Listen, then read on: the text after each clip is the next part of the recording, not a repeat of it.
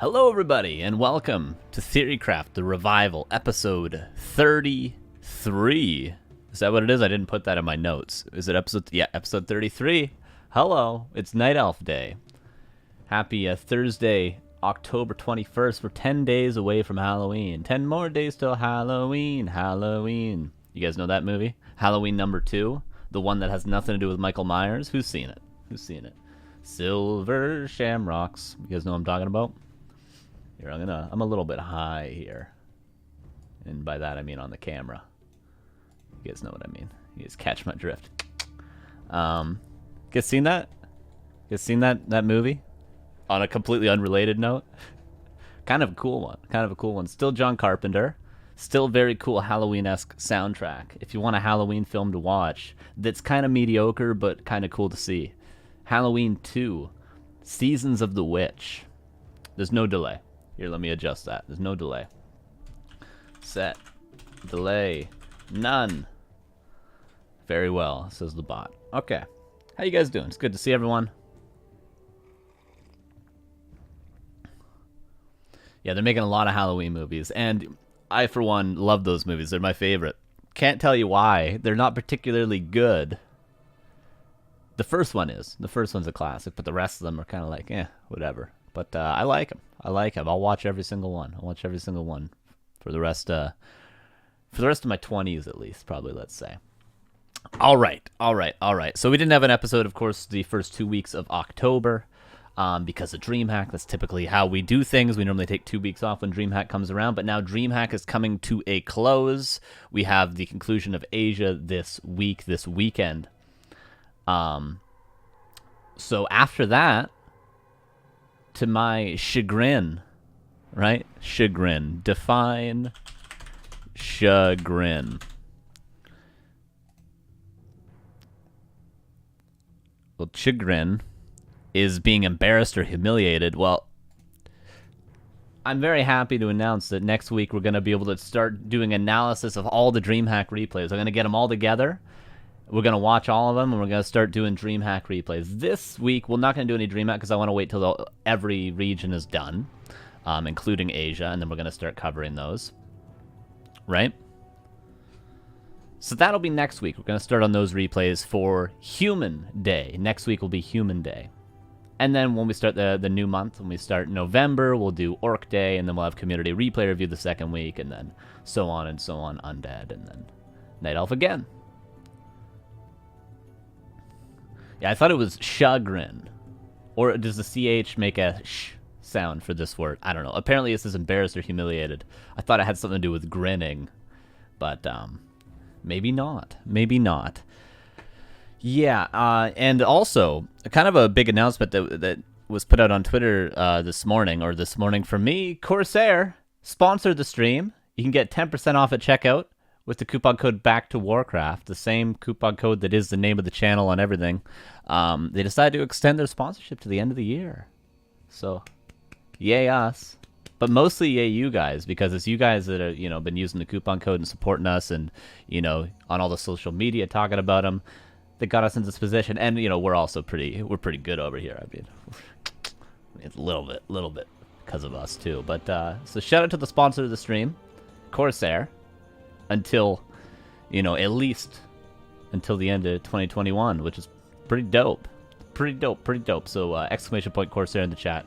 You can use the coupon code. They got really good stuff. Keyboards, mice. They got lights. They got cameras. They got green screens. I'm using one of their green screens behind me. One of the Elgato's. Because that is not the wall in my house. That were right behind me. That is not. It's the ether. Thank you to, Dreams with the 3 months. Says cheers. Thank you. Appreciate you.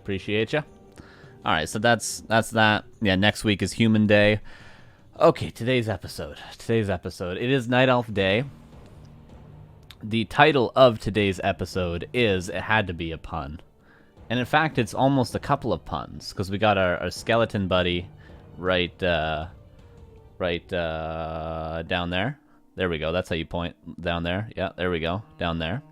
That's what Peanut Butter Pancakes say doing. And today's episode is called The Bare Bones of Bearmere.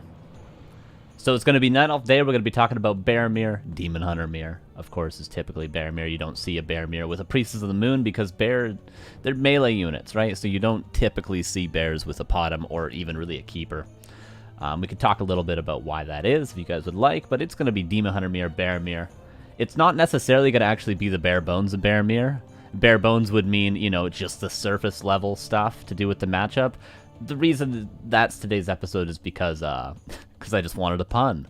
And I challenge you guys to come up with a better pun if you could. And then maybe we'll change the title on the fly. Maybe. And of course, bare bones, because we got a skeleton down there. It's incredible, right? It works in so many ways. This one looks like it's taken from Monkey Island 3. Well, it's taken from Google Images. There is a watermark on it, on his hat. If you look really closely, you can see a watermark on my skeleton friend down there, so. Okay. Bears beats Battlestar. Incredible. Yeah, so there's a lot of stuff I want to talk about before we jump into the first replay. We have only two replays for today. Only two replays. The first episode ever, I believe, where we're only going to do two replays. But there's a reason for that. There's going to be a reason for that. Okay. So, first things first. You might be saying to yourself, Bear Mirror. I don't like Bear Mirror.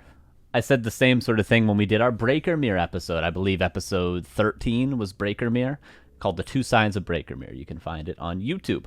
And I talked about it. Some people don't like it. Some people think it could get a little bit boring. And Bear Mirror specifically is probably the most stalematey matchup in the entire game. Maybe you could argue Ted Fiend's Mirror in Undead versus Undead could get a little bit more stalematey. Even, especially in the past in Undead Mirror, there was always a situation where it would go into Destro versus Destro, and they, of course, can't attack each other, and you're running around with just Tri-Hero.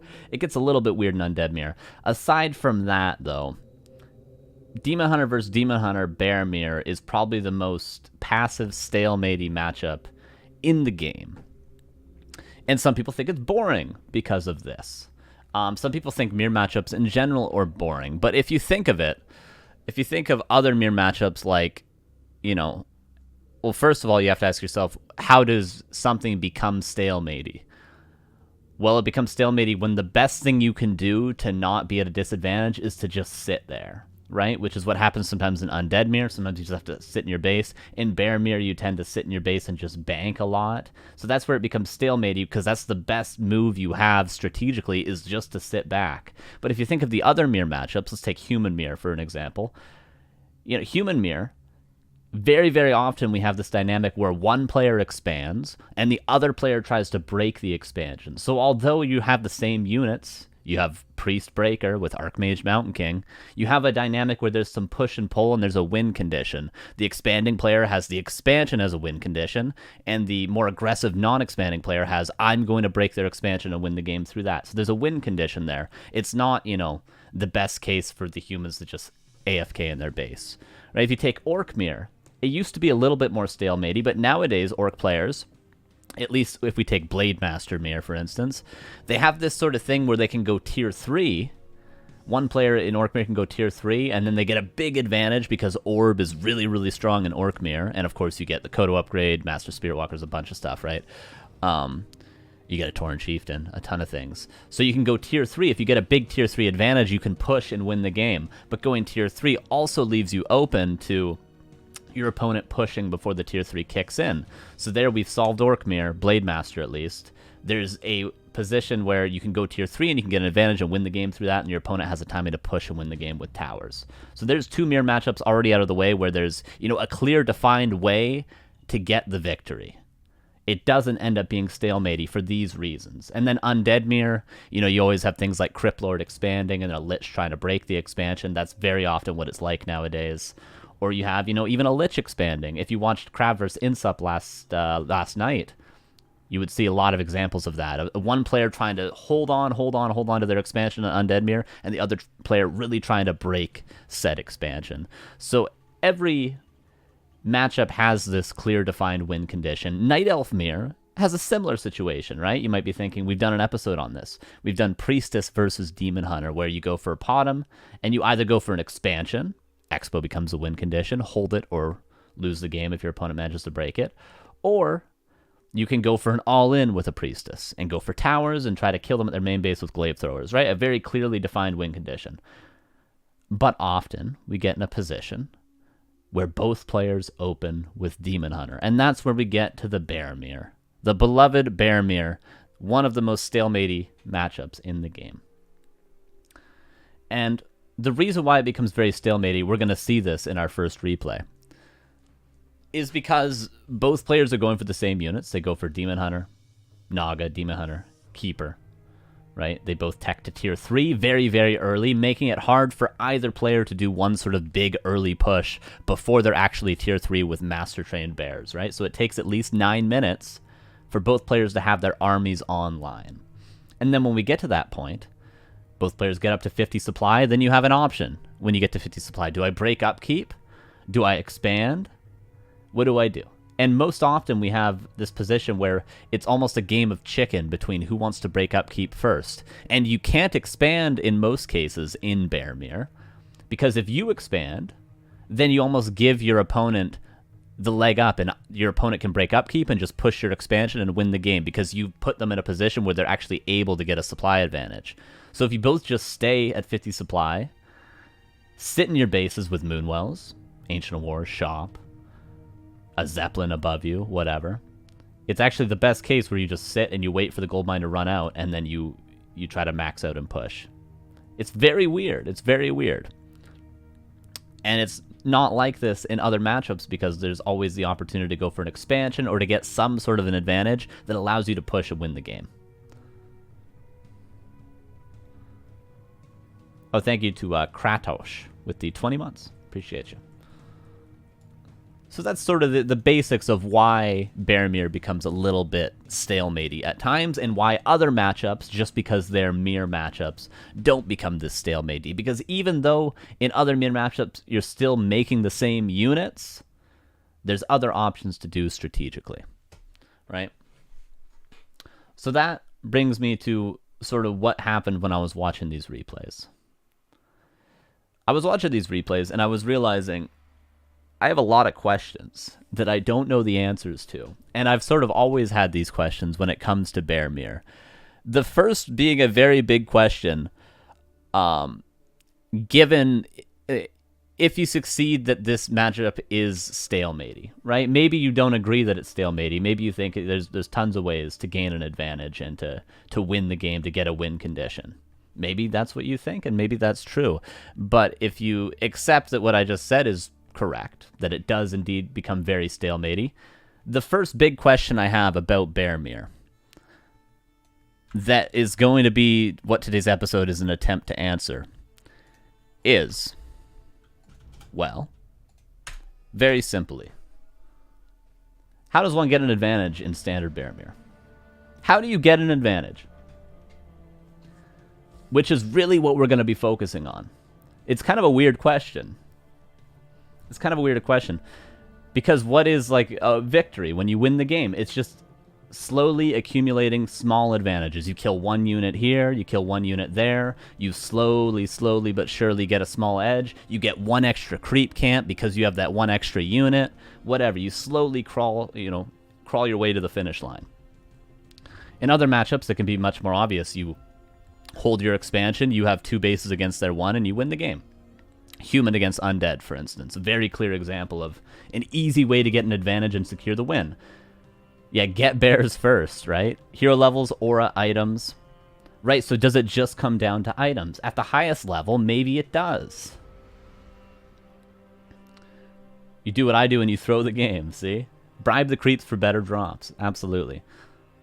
Make more bears, right?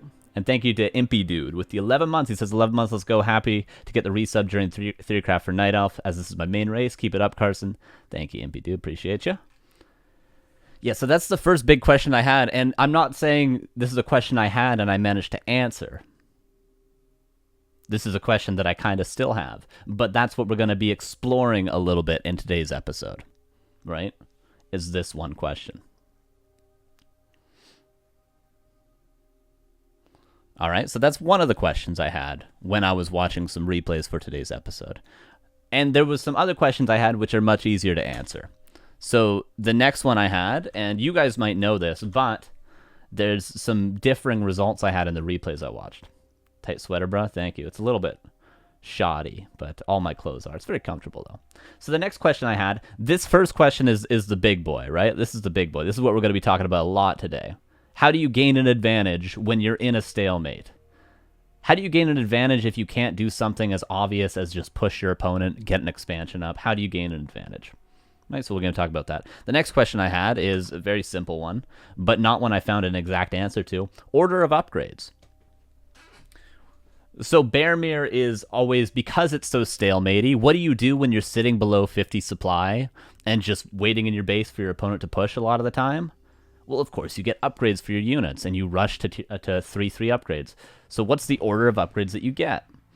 Sometimes you see people go 2 attack upgrades, then start getting armor upgrades. Sometimes you see people go 1/1, 2/2, 3/3. If you do go 1/1, 2/2, 3/3 for the upgrade tier, do you go armor or attack first? Do you change the upgrades if your opponent has a Keeper with Thorns Aura? Do you get armor upgrades instead of attack upgrades? If so, do you go 0/3? I would prioritize bear form. Yeah, I think that's fair. So what's the order of upgrades? And pretty much every game I watched of Bearmere, both players did a different order of upgrades. So my question to you guys, being that we're all huge nerds, and I'm sure there's somebody that's actually done the math, what is the best way to upgrade bears? What is the most efficient way? Of course, you should always, I think, in my opinion, go 1/1, 2/2, 3/3, because they take progressively longer. It's 60 seconds, 90 seconds, I think 120 seconds. So it's always better to go 1/1, 2/2, 3/3. But is it better to go armor or attack first? If you're against Thorn's Aura, should you always just go armor all the way and then attack? Right? So that's a question I pose to you guys that I don't know the answer to, but we'll explore a little bit when we watch the replays. Okay, so there's 2 questions out of the way. The second easier question to answer would be Naga or Keeper. Now, I'm a fan of the Naga myself, but there's a lot of reasons why both these heroes are very, very good. I've always sort of said in my casts that Keeper second, this is a secondary hero, of course, that Keeper second is much better in the late game, whereas Naga is much better earlier on. But I think they both do very, very different things. Attack first to creep faster. Very cool point. Very cool point. Very cool point. Yeah, attack to creep faster. Yeah. So Naga or Keeper? Open-ended question. What is just better overall? If you could only pick one, what would be the better one? If I could only pick one, I think it would be the Naga. I think most players would...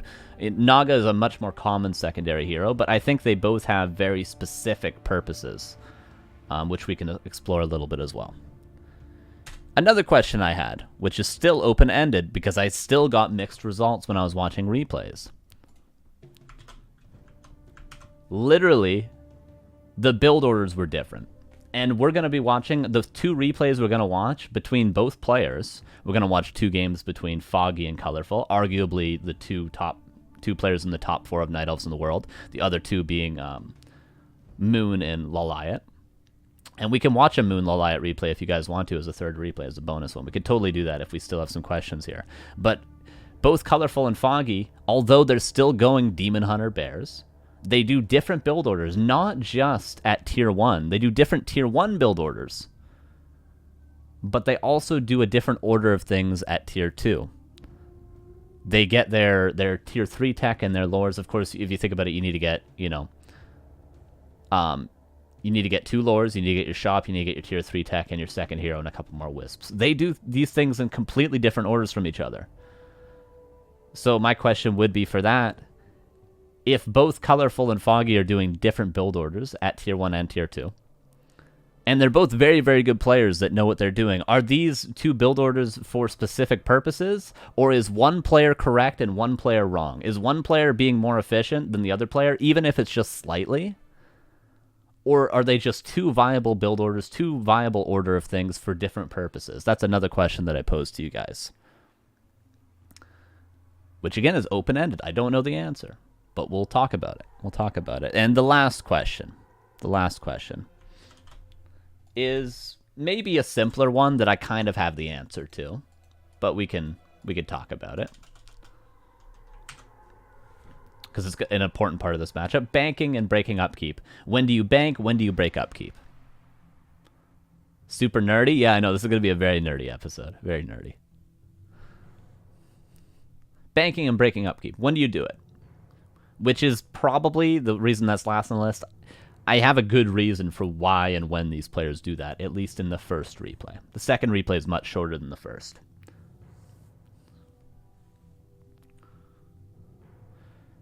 Bonk, I think that's a really cool point. Yeah, Bearmere used to be about upgrades, but now reinforcement bears come in with 2 rejuves, which makes it impossible to push into the base even when you are way ahead. Very, very interesting. Even making it more stalemate, eh? Mini Gombo with the, or Gambo with the 58 months. Thank you, thank you. Appreciate you. Positioning is like the most important. If you bears nothing for some seconds, you could lose with 3 or more bears. For sure. So then, we're back to sort of the first and main question, which is, you know, how does one get an advantage in Bearmere when it is very stalemated? Because these 4 questions at the bottom, whatever, we could probably find the answer from this, even if we're not top players, right? For these 4 questions at the bottom. Because we can just, a lot of, except for the Naga or Keeper, maybe that's a difficult question to answer, but order of upgrades, build order, banking and breaking upkeep, we could just do the math in our head and figure out exactly when the right time is to do these things and the wrong time. We could probably figure that out. But the main question, how does one get an advantage of standard Bearmere? Much, much more difficult. So does it just come down to touch on your point, N1NE, does it just come down to micro? Is that all it is? Is it when we finally fight at the 25-minute mark after sitting in our bases and banking, which, of course, isn't going to be how every game goes. There's going to be weird games that don't go like that at all. But very often they do go like this. Is it just, all right, who micros better? We're both totally even. Who micros better? Is that all it comes down to? And that might be all it comes down to. But then that kind of, it hurts me a little bit to say that, because is that all it is? Is that all it is? Do you get to a certain level in Night Elf Mirror, in Bearmere in particular? Of course, there's plenty more strategies in Night Elf Mirror, but still, in Bearmere, do you get to a certain level where you're good enough to do everything for the first 10 minutes well enough that you can get to the late game situation, and then all you have to do is micro well? Who can hide the 3 Chimruths better? Nice.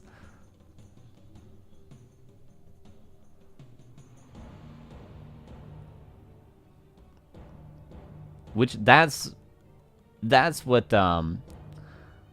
confused me trying to analyze these replays. Because at first, when I decided to do this, I decided to do this like a week ago or something, and then I started watching replays 2 days ago. And at first, I was really bored planning this episode. Damn, this is the hardest TheoryCraft we've had. There's some hard questions. Yeah, for sure. So at first, I was really bored, right, watching these replays. I was like, damn, this episode's not going to work. I'm going to have to do something else. Let's just do a cheese strategy. You know, I tried looking for some bottom strats that I hadn't covered, but you couldn't really find any. First, I was really bored. And then I realized that I was asking myself questions and just sort of like brushing them off as though like, oh, you know, I'll figure it out. But then as time went on, I didn't have these answers. Normally, you know, if I ask myself these questions before watching a bunch of replays for these shows, I'll at least have a general answer. I might not be right. Maybe I'm wrong, you know, 75% of the time. But at least I have an answer that I think might be correct. Whereas in this situation, I don't know. I don't know. One answer I think might be correct. Well, in fact, it is. I think it is correct. There's a whole Zeppelin threat to drop main that allows one player to attend, get an expo. Well, we'll get in creep camps as well. Yeah, Zeppelin drop is a very good example of how to gain an advantage in Bearmere. Yeah, so this is one answer I arrived at for this question. So the first thing I asked myself is like, what sort of, this is a long intro, but again, we only got 2 replays. That's why this is a long intro. So the first question we have to ask ourselves is, what are the sort of aspects of like a strategy in an RTS game that we can use to get an advantage, right? So we can get advantages through build orders, right? And at a very basic level, this would just be, oh, I went upon him and you went Demon Hunter, I'm going to tower rush you. But in, when we're both going Demon Hunter and Bears, it's hard to get an advantage through the build order. We can get advantages through unit compositions. Oh no, we both have Bears. We can get advantages through timings. Oh no, we both have Bears at the same time. And you're sitting in your base behind Wellspring Moonwells with a shop and an Ancient War in the front. Probably can't hit a timing like that, can I? And we can get an advantage through mechanics, which is something that we can't really talk about too much in this show, because I suck. I can't tell you guys how to micro properly. You have to go to a pro player for that. Creep route? Sure, we could do that, yeah. Creep route, I would almost say is part of a build order, but creep route, we can definitely talk about who gets an advantage through the creep routes early game. But there's one thing that's missing from this. There might be more than one thing that's missing from this. There could be 10 things missing from this. But one big thing, and that gets to the point about the Zeppelin, there's one thing that's missing from this. I've been thinking about this a lot lately, for some reason. It's come to mind. Tactics. So tactics are kind of like this intangible thing when it comes to, okay, items, sure, items as well, RNG, damage rolls in the fights, sure, we could say RNG as well. But on tactics, it's this intangible when it comes to strategy.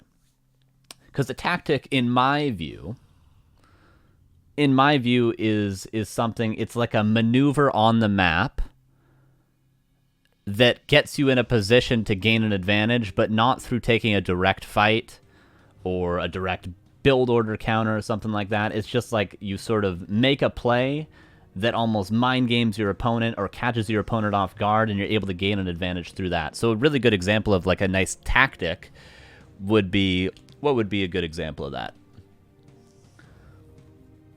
Let's say orc against human.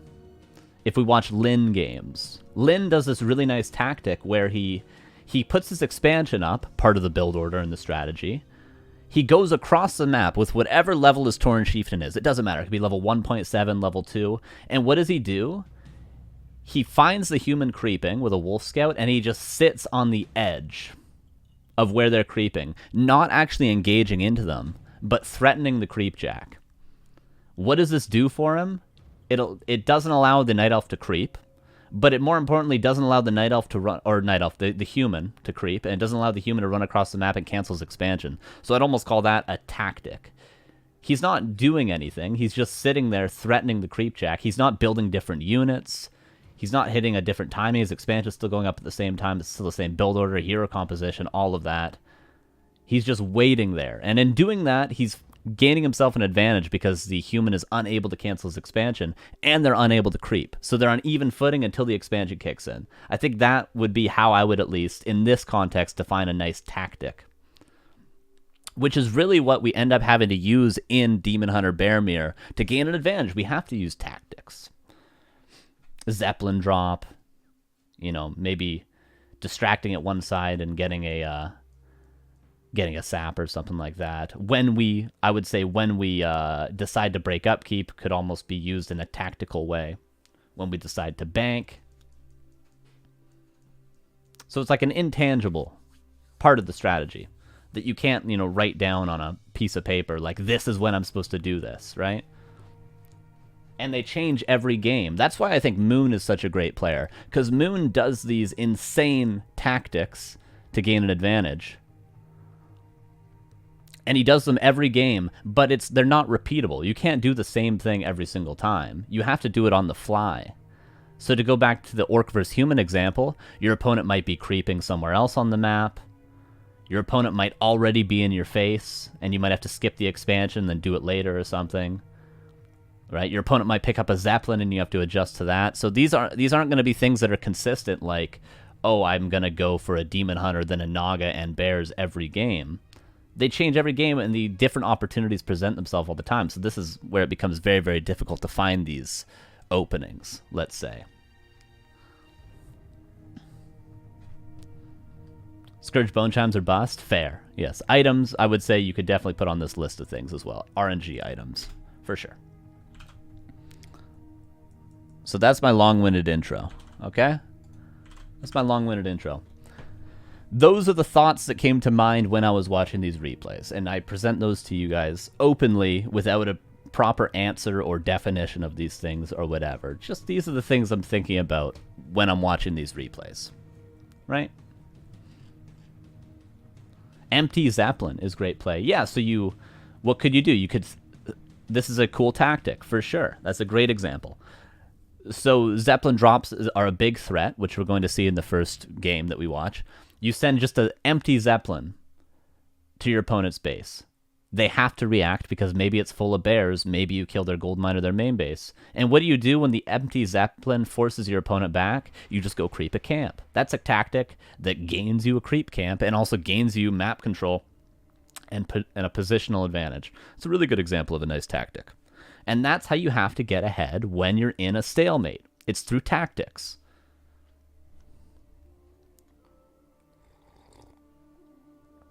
Almost exclusively, I would say.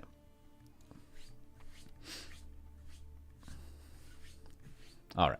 Did I miss anything in the chat while we were... Shop and marketplace? Yeah, for sure. Shop control is going to be important, especially on the first map we're going to watch, which is going to be Tidehunters. And increasingly, there's more maps where shop control is important because the positioning of the shops is becoming wacky on these new maps. An episode about how to micro better would be so interesting, though. Definitely, we could talk about mechanics, but I would need to spend a lot of time if I were to do an episode on mechanics because I would want to make sure that I'm not getting just everything wrong about it, right? Because, you know, good mechanics versus bad mechanics is it's very, like, objective. You know, you can do things right or you can do things wrong when it comes to micro mechanics. And I wouldn't want to tell you guys the wrong way of doing it. The key is just the right number of archers in the back line. Interesting. We'll see. Oh, and also thank you to Kartov Eljun with the 3 months. Go back to Warcraft. Foggy needs to win in Stockholm. That would be pretty hype. Okay. So that's that. That's our very long intro. Actually, not that long. 35 minutes. Or 30 minutes. I'll take that. I'll take that. We've done 50-minute intros. So I want us to keep all these things in mind when we jump into our first replay. And we're not going to, a lot of the time in these shows, we focus on one player. Today we're going to be focusing on both players. And we're going to be contrasting their differences and their similarities. And we're going to be watching both of their decisions and tactics when they happen, when they present themselves. So we're going to try to watch both at the same time, which is why we're only doing 2 replays today. And we're also going to spend most of the time on this first replay.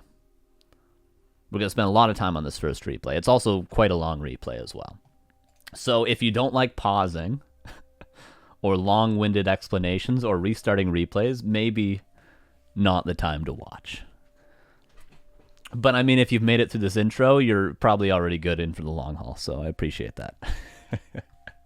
All right, are we ready? Are there any more questions before we jump into the first replay? Are there any more questions? Archers get useless at tier 3 in Bear Mirrors in my own experience. Yeah, definitely agree, Evacor. We're going to see that in this replay for sure. Going to see that in this replay. Absolutely. Okay, here we go. Here's replay number 1, everybody.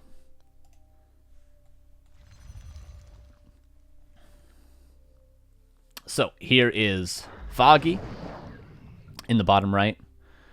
And here is Colorful in the upper left. Now, what is the first question we must ask ourselves if we're either of these players? Either of them. Oh, here we are. Can't see my opponent. Oh, here we are. Can't see my opponent. What's the first thing we have to ask ourselves?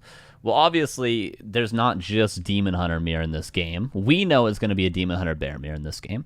But, you know, especially if we're Colorful playing against Foggy, Foggy's got all sorts of tricks up his sleeve when it comes to bottom strategies. So we have to, yes, of course, which hero? We need to scout. So scouting is the first thing. We need to see what hero it is. And then after that, that's where the real strategy comes into play after we see, okay, our opponent's playing Demon Hunter as well. That's where the first, you know, decisions have impact, let's say. Up till then, we can't read too much into the decisions. So we can't read too much into, like, where their Ancient War is. You know, of course, it will parallel, or it will correlate with the Demon Hunter, but it's not going to be like, I'm trying to counter my opponent also going Demon Hunter, therefore my Ancient is... It just doesn't make sense. We need to scout first before we're able to read so much into it.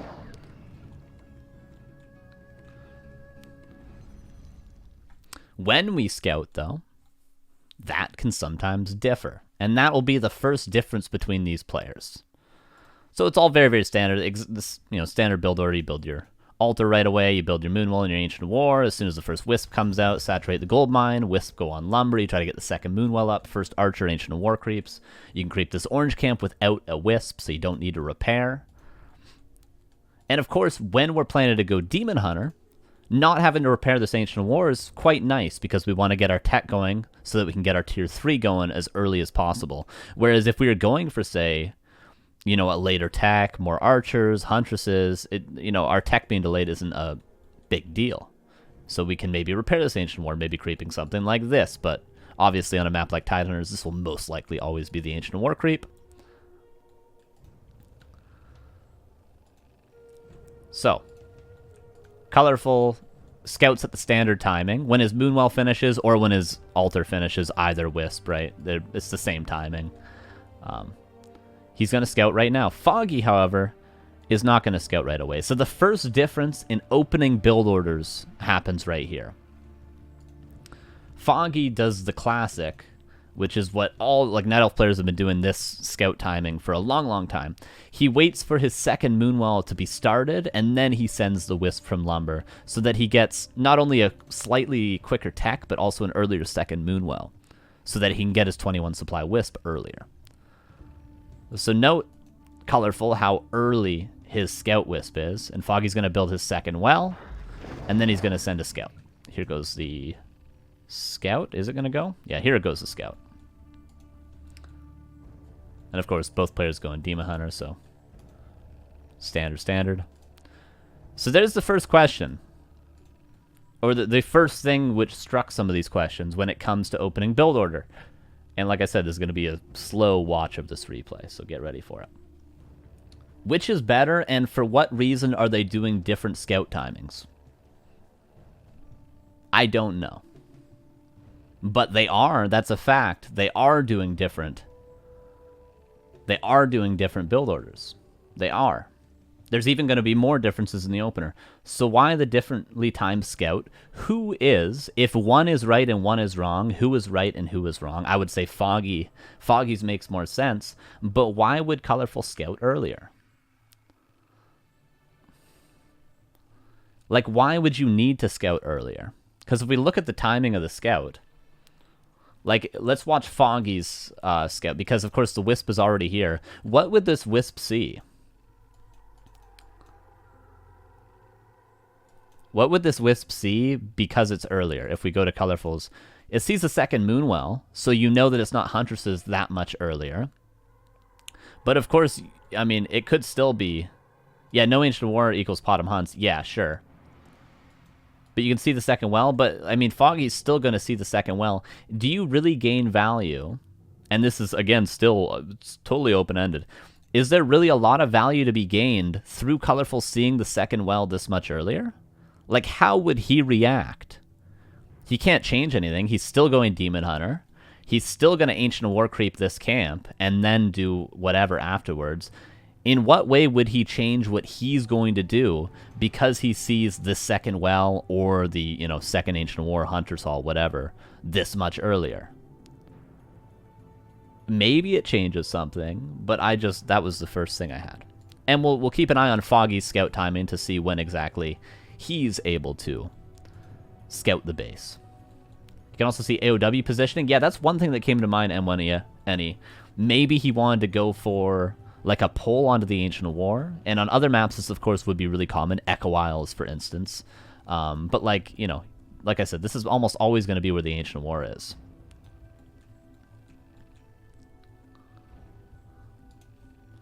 A player's forces are under attack.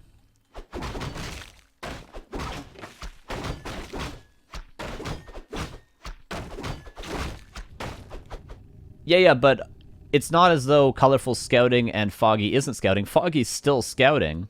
Foggy's just scouting a little bit later, but look at the timing. This Wisp is going to come. Like, let's follow this Wisp for a second.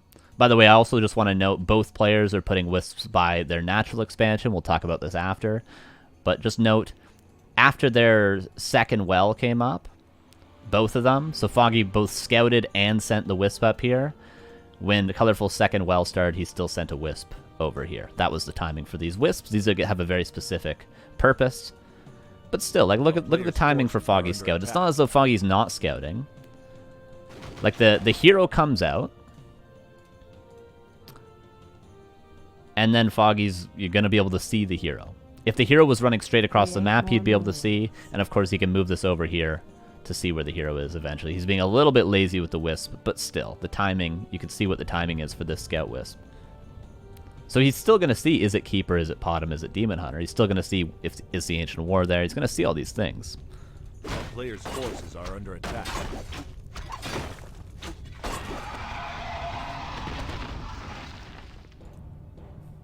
If it's Potom, Wisp dies. Oh. That could actually be the reason. Hot damn. That could be the reason why Colorful scouts earlier. So that he can see, is it 2 wells? Okay, if it's a second well, it's not Potom, so I can keep the Wisp nearby. Then if he sees a Hunter's Hall, he knows he can get the Wisp out of there. Whereas if it's a Priestess goes Searing Arrow, runs straight across the map, then the Wisp dies. Very cool. That might be it. That might be it. That might be it. That might be it. Very neat. Very neat. See? That's what this is all about. That's what this is all about. But you do sacrifice some lumber for it, but you would make up for it if it was a Priestess. I think that might be. That's kind of sick. It's kind of cool. Okay, so moving on to the next part of the build orders that changes. Because Colorful went for this earlier scout, being slightly behind on lumber, he went for the shop trick to get the 21 supply Wisp, the 9th lumber Wisp, before this Moonwell's done, whereas Foggy doesn't have to go for the shop trick because he scouted later. Sisonic, thank you for the 15 months. Appreciate you. So this is the other difference in the build order, but of course the shop trick is just a tool which allows you to scout earlier if you're Colorful. So maybe these are just 2 viable options. One is a bit maybe greedier from Foggy, and Colorful's is a bit safer. So yeah, I think we found the answer. Okay, moving on from the Scout Wisp. Okay, we're 2 minutes and 20 seconds of the replay, guys. We've done it. Only took 10 minutes. Okay, and now we both know that it's Demon Hunter. We know what the build orders are. We've gained the information. Wisps from both players are going to pull the expansions. This is really cool. I like this creep route. So this is what they're going to do. And now their plan becomes, okay, we both know it's Demon Hunter. We're just going to creep level 3. And this can change. We'll talk about this in the second replay. This can change, but for now, both players are just going to creep to level 3. So the question becomes, what creep route can I do, which gets me the best advantage going into the mid game? And we're going to see slightly different creep routes from both players. Because slightly different items, possibly. Note, Foggy tanked a little bit of damage on his archer on purpose. What's the reason to pull? So that these creeps actually don't heal. And also these guys, let me show you, because this is actually really, really cool.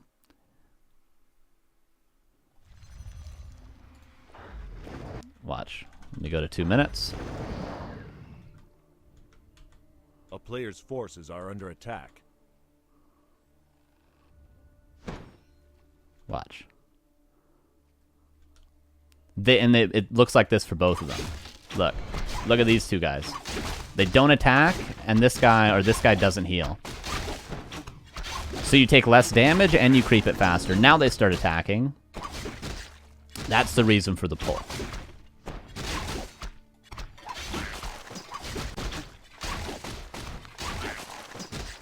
Okay, and note, Foggy leaves these 2 little guys.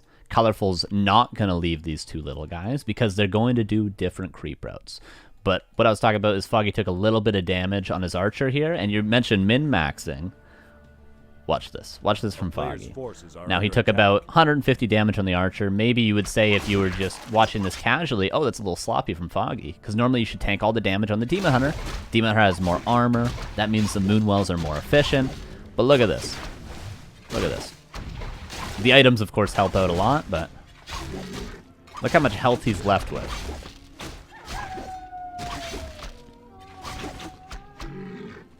Outrageous, right?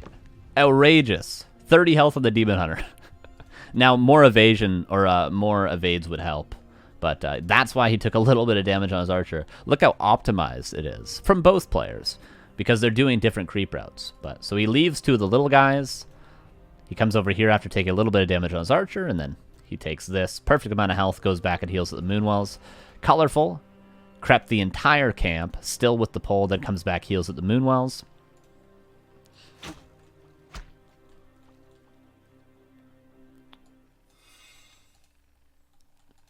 Of course, after the tech, both players are going to get their third and fourth Moonwells. Foggy's getting his a bit earlier, because remember, his tech was a tiny bit earlier as well. Just a little bit, like 10 seconds. But he's got more lumber overall, so he's going to be able to get his fourth Moonwell earlier. That's the only difference in the build orders. I tried this and lost my DH and my Archer, as well as my Hunter's Haul to the Creeps. Fair. Fair, Kevin. That would be what my games would look like as well. Definitely. Foggy's approach is slightly sharper so far. Yeah, that we're gonna. This is where the creep routes have diverged, and I'm gonna ask you guys a question, but soon we gotta get to the point where I'm able to ask you guys another question.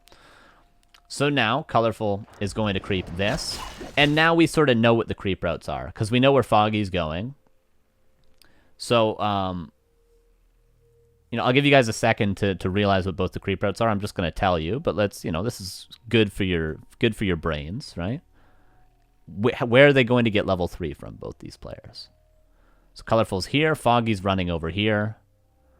So I'll tell you. So Foggy's going to go in with the two archers, Lightning Shield creep this to get level 3. That's the only thing he could be doing.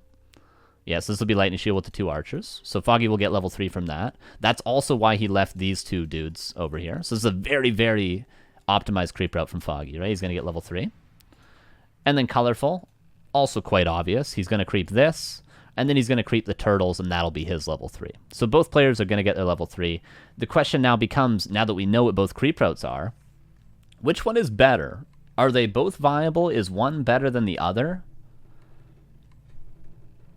They both have an advantage. Foggy's advantage is quite clear. I'll tell you what it is. There's 5 camps which are not mirrored on this map. 1, 2, 3, 4, 5. Right? So Foggy's actually going to be able to get one of these camps. He's going to be able to get one of these camps. Now they could both do this creep route, and then they would fight over this camp, and neither would get it, because they would mana burn each other. They wouldn't have the health to be able to do it. Even if one player had better items, neither would get it if both decided to do this creep route. So that's the advantage Foggy gets. He gets one of these camps that are going to be contested in the mid and late game, probably later game for this. Now, Colorful has quite a big advantage in that, and Kevin's bang on with this. He's his creep route is going to put him closer to the middle of the map, which, yes, gets you closer to the tavern, but the timing's not going to be that close to the bone with when he reaches the tavern. But importantly, he's going to be first at the shop with this creep route. Whereas if Foggy did the same creep route as him, we've already talked about what would happen if both players did this creep route. They would fight over it, neither player would get it, then they would have to fall back and creep these or something. They just go back into the same creep route. But if both players did this creep route, right, 1, 2, 3, 4, then they both run, and then again we have the same fight in the middle. What are they fighting over here? They're fighting for the dust. They're both going to get boots of speed, but importantly the dust as well, right? So that's a smart advantage that Colorful gets with this creep route. Now, he's not going to use it, interestingly, because he's going to be a little bit slot-starved, but he also gets something else out of this creep route. So I think this creep route might be better for Colorful, but if Foggy did the same creep route as Colorful, he wouldn't get the same advantage, right?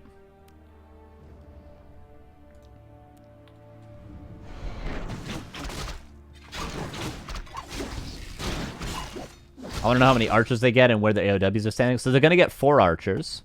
This is the 4th archer. Right? Where's the 3rd? There's the 3rd. There's the 4th.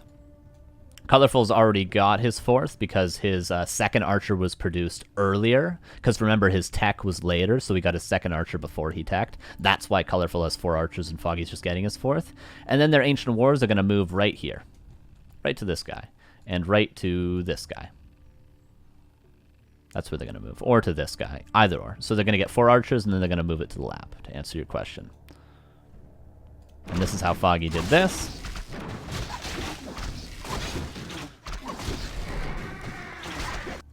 So they're both going to get level 3. They both get decent items. Foggy gets one of the contestable camps. And Colorful gets better positioning on the map. Players' forces are under attack. So there's level 3, and then he goes to the shop.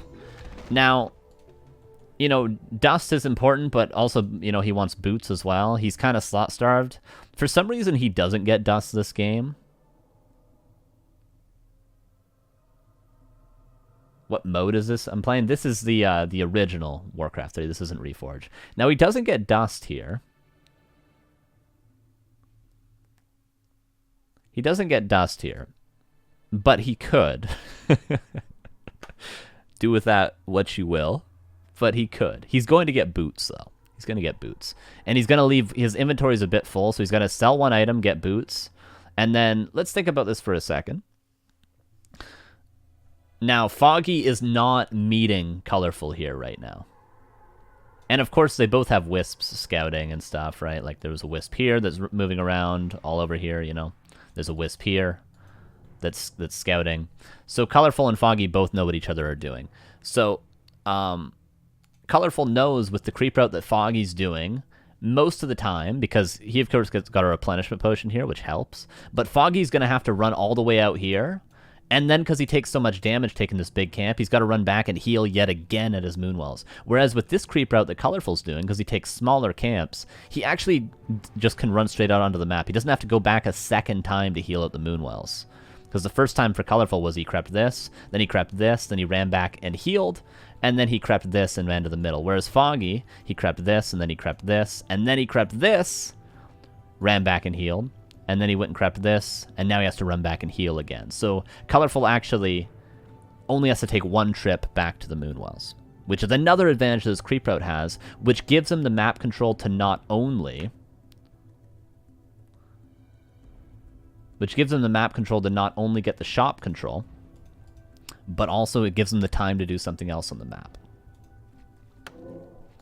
And what's that next thing going to be? Again, he could get dust here if he wants, but he wants one slot open because he actually has the time, knowing Foggy's going to go back to his Moonwells, to steal the consumable here. So who has the better creep route? I think Colorful.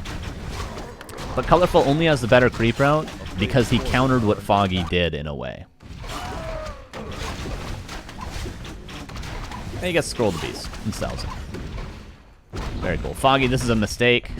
Obviously, he tried to right-click on the ground here, but he accidentally right-clicked on the high ground. Sometimes, if you click, you know, you can click right here, but you actually click up here. Just a mistake. These things happen, right? And very cool. It lines up so we can get the, so that Colorful could get the Naga as well, but Foggy gets his. Colorful's tech is done as well. Right, so that's the early game. That's all from just the initial creep routes. And now, you know,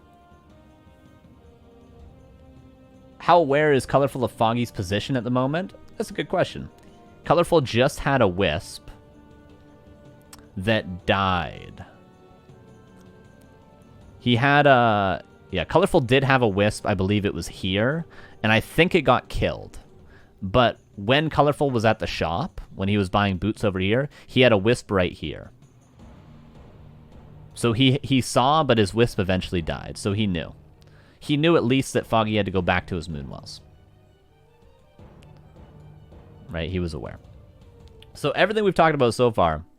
Well, we figured out what that early scout wisp was for, which I think... I forget what your name was in the chat, but I think you were right.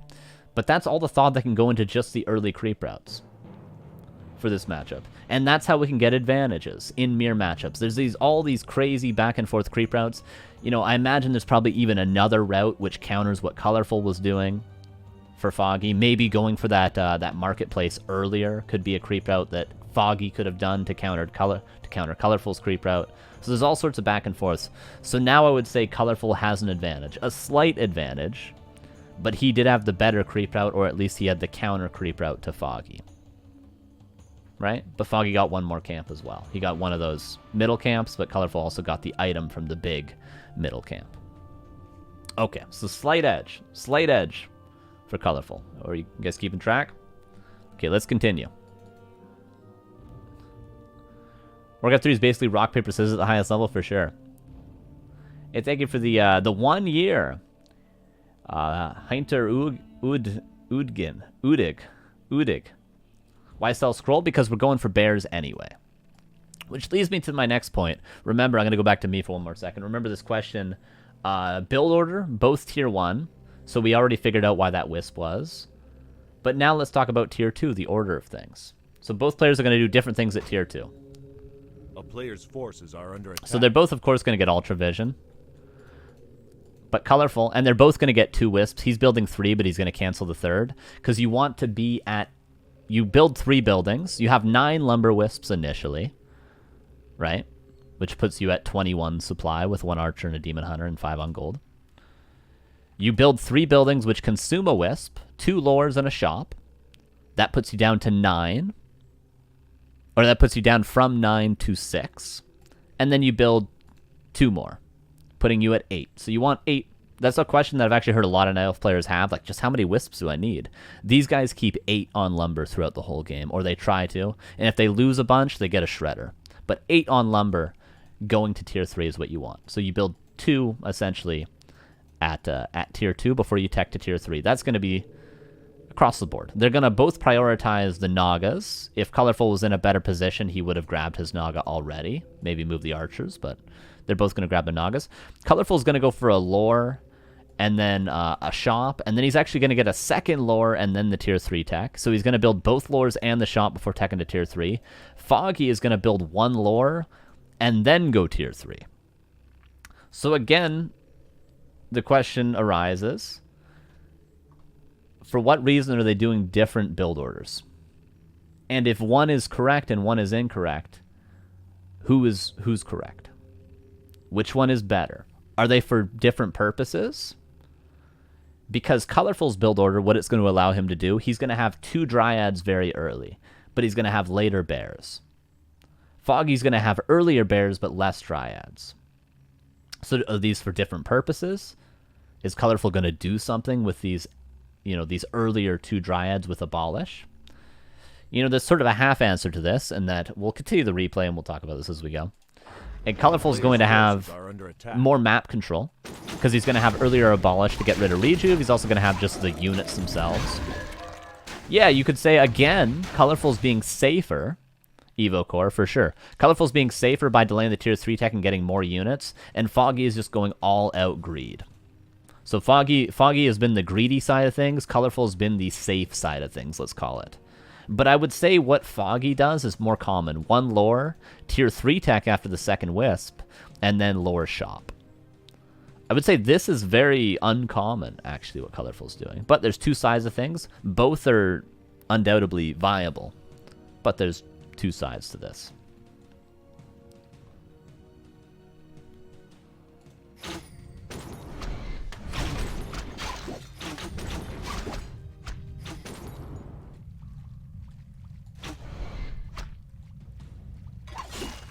Yeah, if you play aggressive, go to AOW. If you go fast dryads and don't fight, you're behind. Right. Yeah, so what Colorful kind of does is he goes to...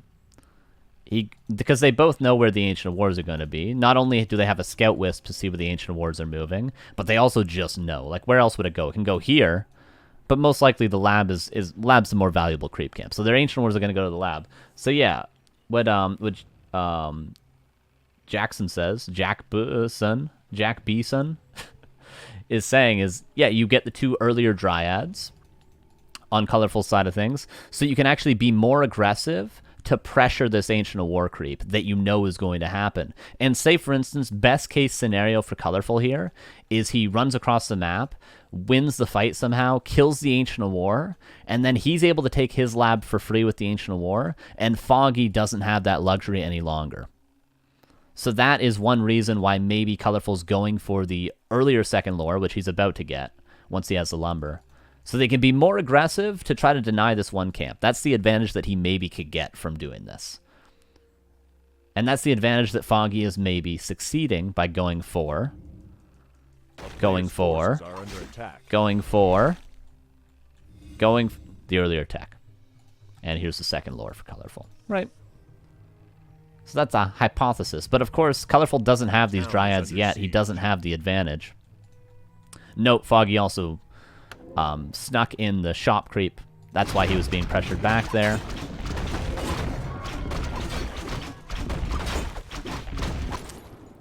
Colorful gets dust, and then he goes for the creep jack here, but Foggy already got the golem.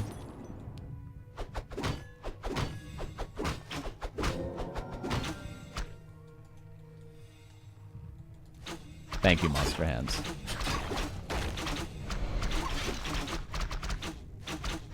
See, he's trying to pressure the Ancient War, but the Golem's already kind of been taken. But still, I mean, what you might do with this Ancient War afterwards is you take this camp and then you move it over here. What do you know? You get 2 camps for free before the sort of first bears are out. So he's playing very aggressive. The whole goal most likely being to kill this Ancient War. That's the whole idea. That's the whole idea. Also, getting Dryads faster could be a factor applicable to Keeper of the Grove second, for sure, because you also get earlier Abolish. Absolutely correct. So yeah, all 3 of these, and then Tier 3 tech. Note, there's also no range upgrade or anything for the archers, right? None of that. None of that funny business. Both players are going to lose 1 archer here. Worth noting that they don't care if they lose archers as long as they get archers in return. Both players want to lose their archers eventually. As I think Evo said in the chat earlier, you know, you want to lose these archers. They become quite useless later on.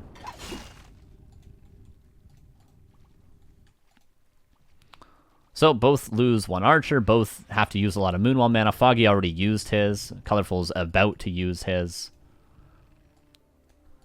And Foggy defends his Ancient of War. A player's forces are under attack. And then he goes down, and immediately Foggy's been very focused on getting these middle camps away. He snagged this as quickly as he could. He crept this early on. And as soon as he's got a little bit of, breathing room, he goes immediately for this red camp as well. So he's very focused on getting these neutral camps.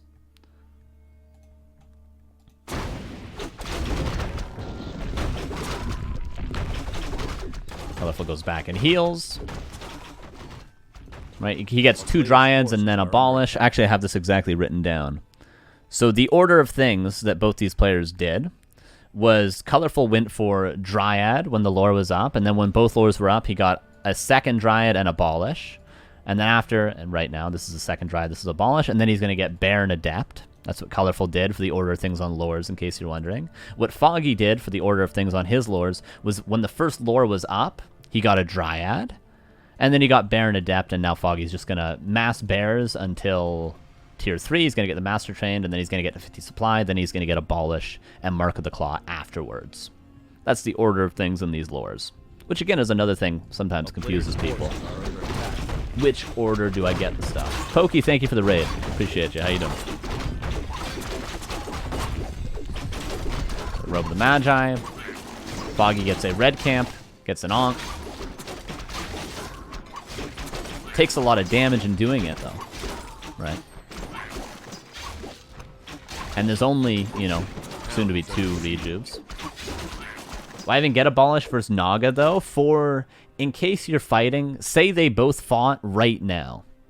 Let's say they met right here, right now. Foggy does not have Abolish for when this bear comes into play. Colorful does have Abolish, so, Foggy's going to try to use his first rejuve, very, very important bit of mana on this bear, and Colorful's just going to Abolish it right away, and then what do you know? Colorful's actually going to win the fight because he has Abolish. Whereas if he didn't, Foggy would just rejuve his Demon Hunter, run in, and probably win the fight with that. That's why the early abolish. So that Colorful can right now win a fight if they get into a fight, whereas Foggy could not, despite having the earlier bear.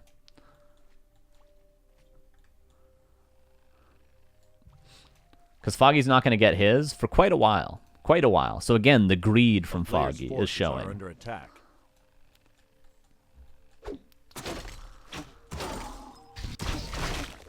Note, both still have 3 archers, but not for long.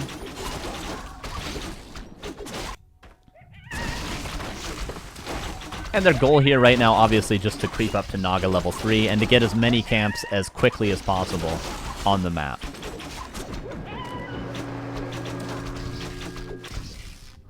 Foggy's going to start denying his archers. There's 1 denied.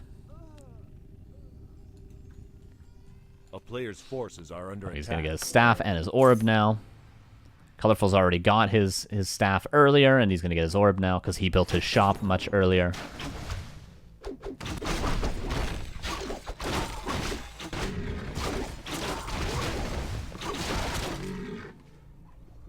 And both getting pretty close to Naga level 3. Look how little Foggy values archers. He's going to kill this archer. Buys a Zeppelin right away. We'll talk about this a lot. And this archer is actually just going to go soon. It's just going to go and run into these creeps. So Foggy's actually denied 3 of 4 archers. The 4th was killed by Colorful. Colorful denied 1. The other one was killed by Foggy, and he's got 2 left over. So Colorful actually, prioritizes. He's got 2 dryads, 2 archers still, and then he's going to go for pure bear, whereas Foggy is just going to have a single dryad and then all bears. So Foggy's going to have the stronger army in a couple of minutes, but the idea is for Colorful, he has a stronger army maybe for a little while longer. What does he do with it? He's going to go for a red camp. But Foggy is going to try to be first tactically. He buys the Zeppelin. The Zeppelin spawned a minute and 20 seconds ago. It spawns at 8 minutes into the game. But Foggy pretty much gets the Zeppelin as early as he possibly could have. Had he crept this earlier when the Ancient War, was being pressured, he probably would have got the Zeppelin right away. But is going to line up with the Master Training that just finished. And he's going to go and try to gain the first real advantage of the game. Right? There's been very slight advantages gained and attempted to be gained throughout the game. The first one's in the creep routes. Colorful got a slight edge. The second one was when Colorful tried to pressure the Ancient War. Had he killed the Ancient War, Colorful would have been in a much better position. And then that's pretty much it. This is the real first attempt from Foggy to gain a big advantage with this Zeppelin play. Right, this is the first big attempt for him. So let's see how it goes.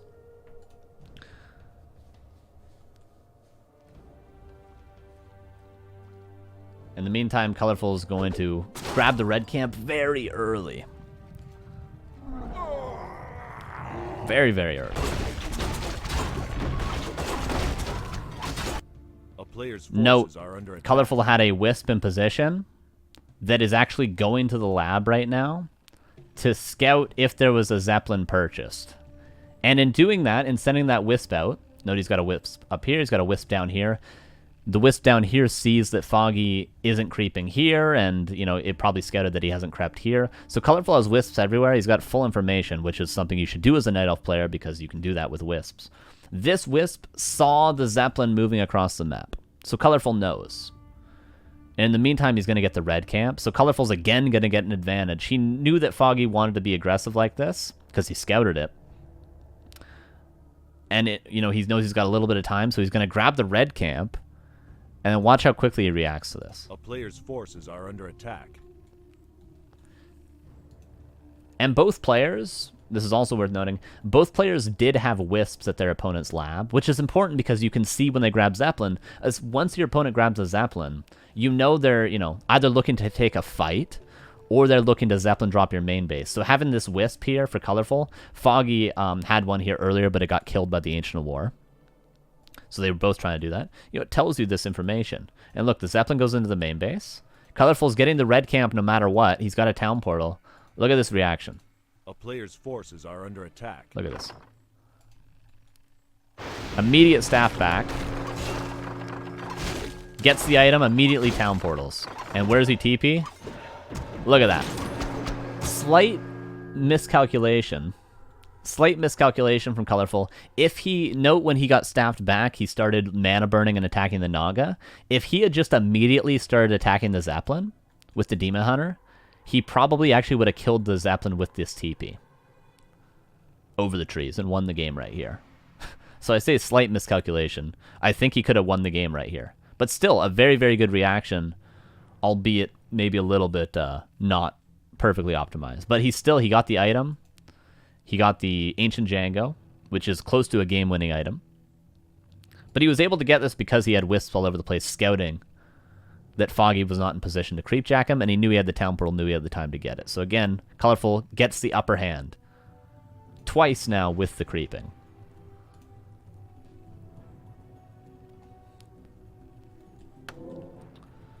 Very sick. Very sick. And, you know, we're getting to the point where both players are going to start sitting in their bases. Upgrades. Right? 1-1 on the way.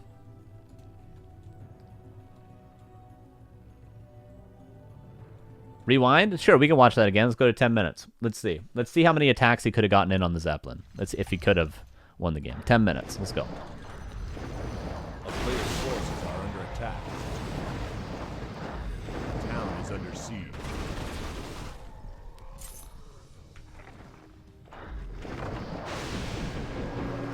Alright, this is where he staffs. This is where he staffs. He mana burns, which is good. He should mana burn, or else there's going to be a Fork Lightning drop and kill Wisps. Alright, so here's one attack. 2, 3, 4. Okay, so he could have got 3 more attacks. Maybe that wouldn't have been enough. Maybe that wouldn't have been enough. 3 more attacks? How much damage is the Demon Hunter doing right now? He's doing 78? Wait, is the Zeppelin unarmored, 0 armor? So 3 more attacks might have actually killed it, given it's got no armor. Does the Zeppelin have... What are the stats on the Zeppelin? Does anybody know? What does anyone know? With high damage rolls, maybe. Goblin... Zeppelin. This is not too important, right? But it just shows how good of a reaction this was from Colorful. Yeah, it's 0 armor, light armor. So it would have taken full damage from the Demon Hunter. So there's a chance with 3 attacks, 3 high rolls, the Zeppelin would have died above the trees. Colorful maybe, or Foggy rather, maybe would have reacted better had he taken that extra damage on the Zeppelin, because he's calculating all this. Calculated, forehead, but still. Really, really good from Colorful so far. Putting him at an advantage, but not a decisive advantage, right? Like, this is about as good of a position as Colorful could be in. Everything's kind of gone well for him, except for he wasn't able to kill the Ancient War. But let's note, he wasn't able to kill the Ancient War, but he was still able to slow down the creeping here, because Foggy couldn't take the whole camp. And then he slowed down the Zeppelin. Slowing down Foggy being able to get the Zeppelin allowed Colorful to get the red camp. So this game has pretty much gone as well as it could for Colorful. But what advantage does he have to show for it at 10 minutes into the game? Well, it's 48 versus 50 supply. The upgrades are even. The hero levels, 4-3 versus about to be 4-3. Foggy has a heal scroll and a potion of invulnerability and a town portal, and Colorful does not. So Foggy is not only in a even position, he might even be slightly ahead because of the items on the heroes.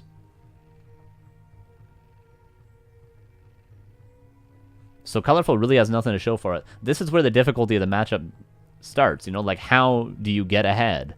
Colorful's done everything right to get ahead. But he's barely gotten ahead if he is indeed at an advantage.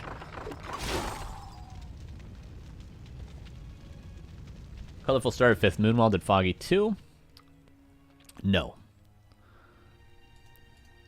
But they're only now reaching 50 supply. Like, this is Foggy's 50 supply bear, right? So after this, they'll start getting upgrades, they'll start banking, then they'll get a couple of Moonwells, right? This isn't too big of a difference.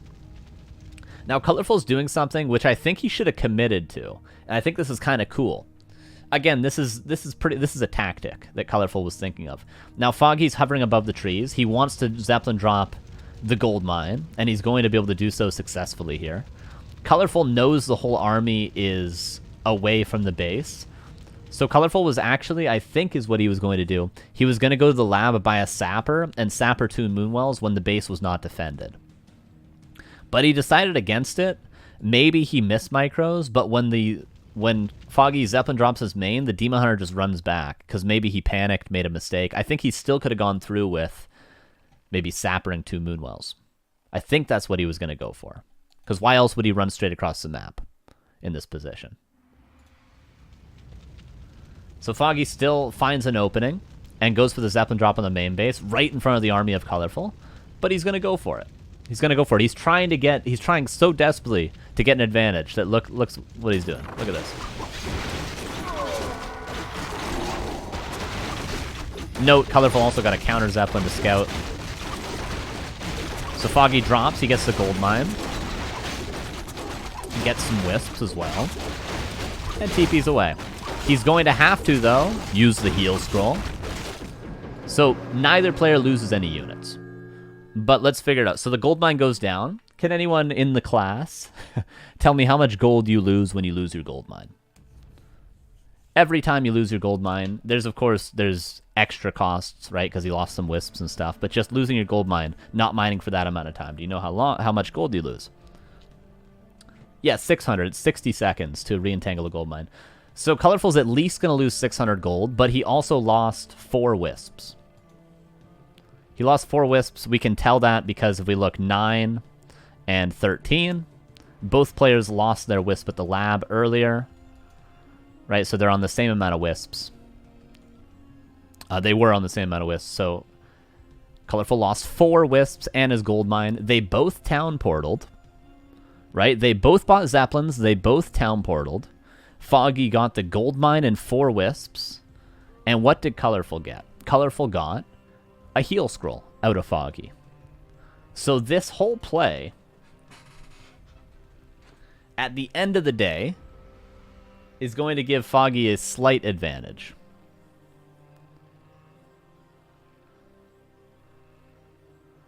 And was there anything else? I remember doing the math earlier, and there was something else that I missed. I think that's it. They both TP. They both bought a Zeppelin. Neither player lost any units. 4 wisps, gold mine. Yeah, they both town portaled, though. MP. They both town portaled. So at the end of the day, yeah, 590 gold advantage. Yeah, I would say so, right? I would say it's about that.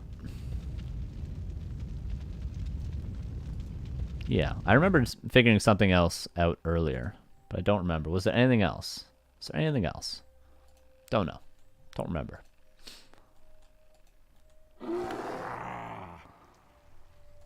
Oh, was the Zeppelin killed? No, the Zeppelin survived. Okay. But Django's a big deal. Yes, absolutely. It's a big deal.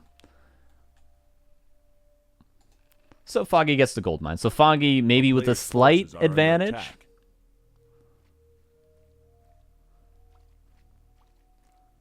Repair cost. There's no repair cost for the gold mine.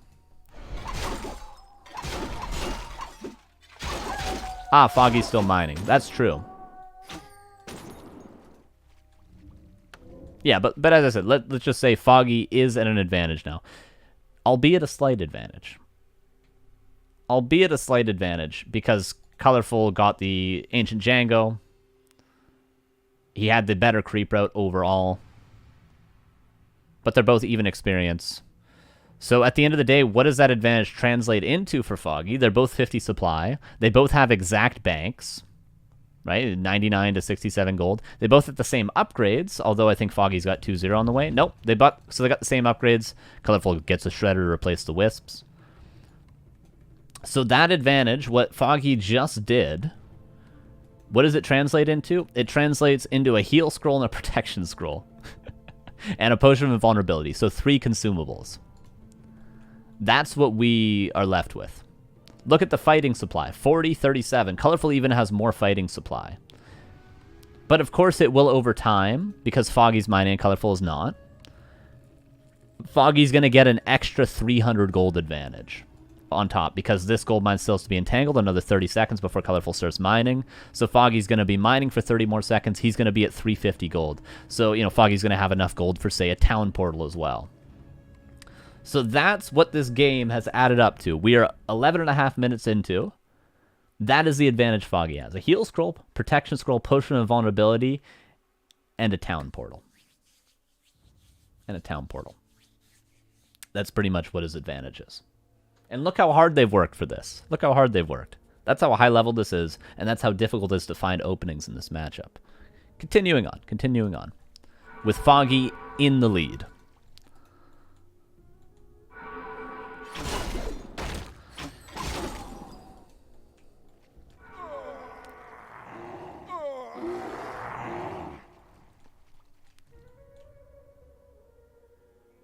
It's like we deconstructing a chess game. Yeah, I said it was going to be nerdy. I said it was going to be real nerdy today.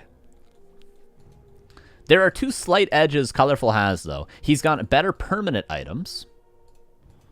I mean, the claws are great, of course, but I mean, you know, these aren't bad at all. And then, of course, this is a big, big deal.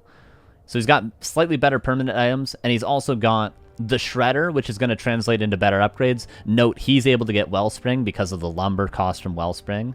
And Foggy is not. Foggy's instead going to get +2 attack. Right?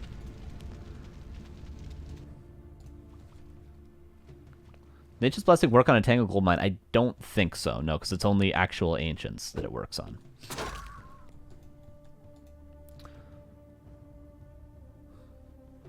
And Colorful's mining again. So at the end of the day, let's look at the gold loss. It's going to be more than 600 because wisps were lost as well and repair was happening. So it's was 900. 900 gold difference. 900 gold difference. Quite a big advantage, right? What does 900 gold equal? Well, a heal scroll 250, protection scroll is... Oh yeah, it actually worked out perfect. What do you know? Heal scroll 250, protection scroll is 400, potion of vulnerability 550, town portal 900. Woo! That's literally the advantage. There we go. We did the math, guys. We did it.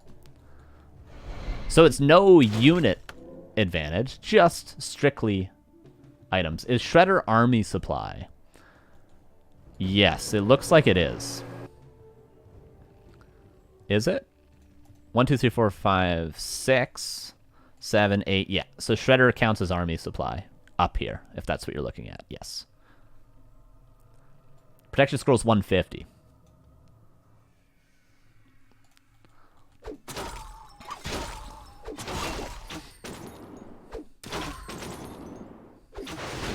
This is just posturing. None of this does anything. Because they have so much bear mana that they're just going to heal up. Like, you know, Colorful doesn't have a ton of bear mana, but he's got enough to do these exchanges. Django greater than 900 gold if you can avoid the fight for a while. Yeah, that's what the question becomes now. Yeah, heal scroll, protection scroll, potion of vulnerability, and town portal. That's what he invested into. But in fact, Foggy actually buys a second heal scroll, we can see up here, instead of the town portal. But still, he could have gotten a town portal. Now, what Foggy's doing again is he knows he's ahead. Foggy knows he's ahead, so if all stays at this sort of even playing field, now it'll probably come down to micro still, because it's Night Elf Bearmere. But, you know, if we were to write his advantage down on paper, if Foggy stays in the same exact position for the rest of the game, Foggy should win on paper, right? He's got better items. If the supply stays even, if the heroes stay even, he's gonna win the fight, right? He's got better items. So he's gonna continue trying to Zeppelin drop harass to delay the game longer and longer so that he can, you know, hopefully get a bigger advantage. Colorful, note his Demon Hunter is very aggressive. The whole point of this Demon Hunter is if he's able to put any damage on the Zeppelin, like say he gets 3-4 auto attacks on the Zeppelin while it's in transition, Foggy can no longer Zeppelin harass because he's just going to burn a TP.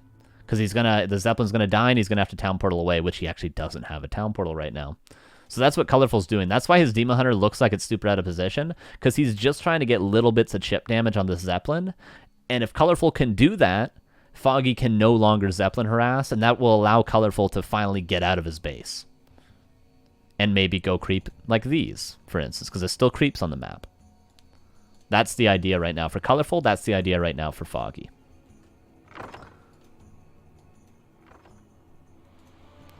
Note, just more upgrades. Note, more upgrades. Chilling out. A player's forces are under attack. Why with such a gold advantage you not go for Expo? Wouldn't it be the safest? Maybe you could say that an Expo here for Foggy could work. But that would give Colorful the opportunity to just break upkeep. Note, he's got enough gold to break upkeep with 2 bears, as does Foggy. But if Foggy expanded, he wouldn't. Right? He would not be able to break. So say Foggy expands, Colorful scouts it with these beautiful wisps that he has. He's even got a wisp over here. Colorful breaks upkeep immediately, gets 2 bears ahead and pushes and maybe wins at the Expo. That's the argument against. That's the argument against expanding right now. Is Foggy blue? Yeah, Foggy's blue. Oh yeah, that's weird that it's that Foggy's red and Colorful is blue. Yeah, but yeah, this is it's just left and right side. So left side Colorful, right side Foggy, if there's any confusion. A player's forces are under attack.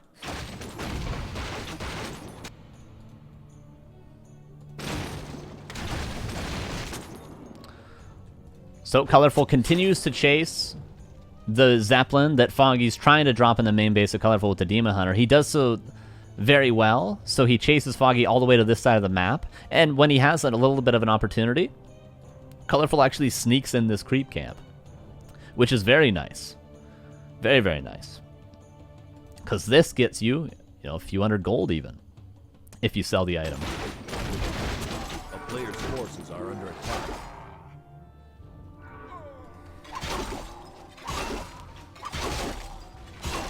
Both players still banking, still getting upgrades, and they're trying to just creep out the map now. Colorful leaves the greater mana here. He's going to leave this here for a long time, so we'll just call that a mistake. But he gets a nice big camp there, right? Gets a nice big camp because of his Demon Hunter positioning. And then he's going to get some more Moonwells. They're getting up to 70 supply. And they're just sort of cleaning up the map. Because note, look at the damage. Look how cool this is.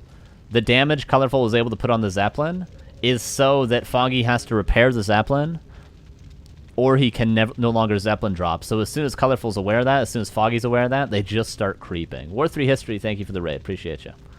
They just both start creeping the map. So we're back to a normal game of creeping. Because there's no longer a Zeppelin drop threat. And again, Colorful gets the advantage in the creeping. Because he gets the bigger camp, because he had the better positioning. And he had the wherewithal, he had the upper hand in terms of, just pure IQ to just run down immediately and creep this. So again, he gets ahead in the creeping, Colorful. Forces are under attack.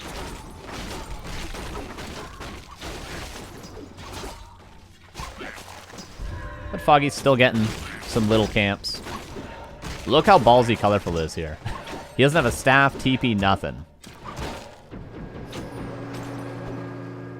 But, again, he buys so much time, the army's going to run down. And Colorful's going to get the next big camp. Look how sick this is from Colorful. All because the Demon Hunter scouting here. Players' forces are under attack. And all because he had nice wisps all over the map, which is something Foggy hasn't done as well as Colorful this game. Colorful's had wisps here the whole game, and he's been consistently scouting to see if this was crept or not. So he had a better picture painted in his head of what creeps were available and what creeps were not available, which allowed him to make these sorts of plays at this stage. Whereas Foggy, if we look at where his wisps are, nowhere, right? He's got none. He doesn't know. He doesn't know where anything is. He doesn't know if this is crept or not. He, of course, crept both of these, so he knows. But he doesn't even know if the red is gone, but he could see the Endurance Aura, so, But at least he doesn't know that this creep is still available, maybe, at the red.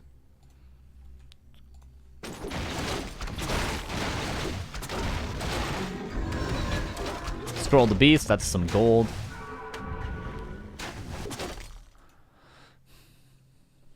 Now, the map is... So Foggy realizes that Colorful crept this. Colorful knows that Foggy crept these. That crept all these green camps, right? So the map is more or less in the minds of these players. Crept out. We are finally crept out. And you know, we're 15 minutes into this game, and there's not really a clear advantage for either player. Some people are saying colorful. Like, what would you guys say, chat? Who would you say is in the lead right now? I've been a little bit biased towards colorful, so try to get that out of your head. With all we've seen, Foggy's got, you know, the supply is even, the upgrades are even, the items close to even, but Foggy has a slight edge in consumables. The hero levels are pretty close to even. This Naga's not level 4 yet, but it's not Cold Arrow. So who's at an advantage right now? We're 15 minutes in the game. Is there a clear advantage for either of these players? Like a clear, like me playing happy advantage, you know, that we would see 5 minutes into the game. I don't think so. I don't think so. So still, we're pretty much in, like, we could almost be in the opening build orders still, and the game wouldn't be that much different. Herein lies the difficulty of Bearmere. Yeah, Reset. That's what we've been talking about the whole day.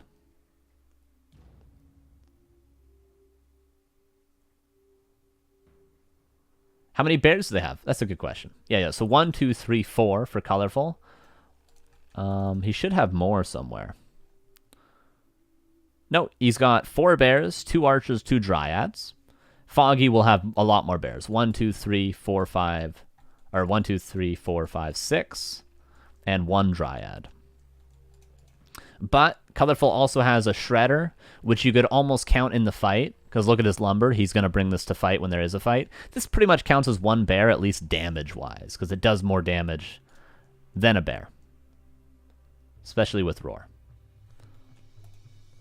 So, you know, Foggy's got maybe a slightly better fighting army, better consumables. Colorful has better permanent items. And he's gotten more creeps on the map. A little bit. Tough to say, right? Tough to say. So, back to my point earlier. And look at their gold as well, by the way. Look at their upgrades. Look at their gold. Look at this. It's pretty much identical. Right? One thing Colorful also has, let's note, he's got Wellspring. Foggy does not have Wellspring because he doesn't have a Shredder. So he wanted to use the lumber he had to get all these, even though he could maybe get Wellspring now as well, though. Yeah, second orb would be nice. Neither player's going to get second orb here. Oh, yeah, and that's a good point, Reset. Foggy has more wisps to use in the fight. He's got more wisps to pull for detonate. Okay. But the map is, let's say, crept out. We know there's some creeps left on the map, but from these players' point of view, the map is pretty much crept. Like, Colorful's assuming that Foggy's expansion is all the way crept. Foggy's assuming the red camp to the north is all the way crept. Foggy's assuming that the turtle camp is all the way crept. The map is crept. There's little remnants around the map, but let's say it's crept. Okay, the whole map is crept out. We're 1 base, 1 base. We're pretty much close to dead even, about as dead even as you can be. What is the right play? What do we do now to gain an advantage? How do we gain an advantage now? Because there's no longer tactics to be able to gain creep camps on the map. We can't gain an advantage via creeps any longer. And Foggy's already got heal scrolls. So even something like shop control is no way to get an advantage because he doesn't want 5 heal scrolls. He's already got 2. So if Colorful wants another heal scroll, another potion of invulnerability, he can just go and get it. He can just go and get it. Expo, again, if one player expanded right now, they would be left open to, you know, the other player having a bigger, more bears and pushing the expansion and killing it. So expanding right now would leave yourself open to your opponent having a win condition. So it's almost safer to not expand. One player expanding would be greedy here. Yeah, and you can't push into your opponent's base, really. So this is where the question arrives, like, how do you gain an advantage? Well, both players have a decent idea here. Okay, and this gets all crept out. Both players have a decent advantage. Look. Did you just see it? Did you just see it? Did you just see it? You see that? Did you guys see that? You guys see that? You guys see that? Bro. These guys are so good. These guys are both so good. These guys are so good. They literally, let's look at one player's vision. His Colorful's vision. Can't see Foggy's base, right? Doesn't know what if there's anything in production. Let's look at Foggy's point of view. Doesn't have any vision, doesn't know what's in production. He doesn't even know how many Moonwells there are, right? Same with, we can't really tell. Bro, they both broke upkeep within 2 seconds of each other. Look, broken upkeep, broken upkeep. They see each other's armies. Also, importantly, they both realize, Foggy now realizes, okay, the whole map is crept out. They both know the whole map is crept out. They literally broke upkeep within 2 seconds of each other after 15 minutes of a stalemate. Okay. They literally the same, like, I don't, there's something I'm missing here, bro. That's ridiculous. Colorful. This is Colorful versus Foggy reset.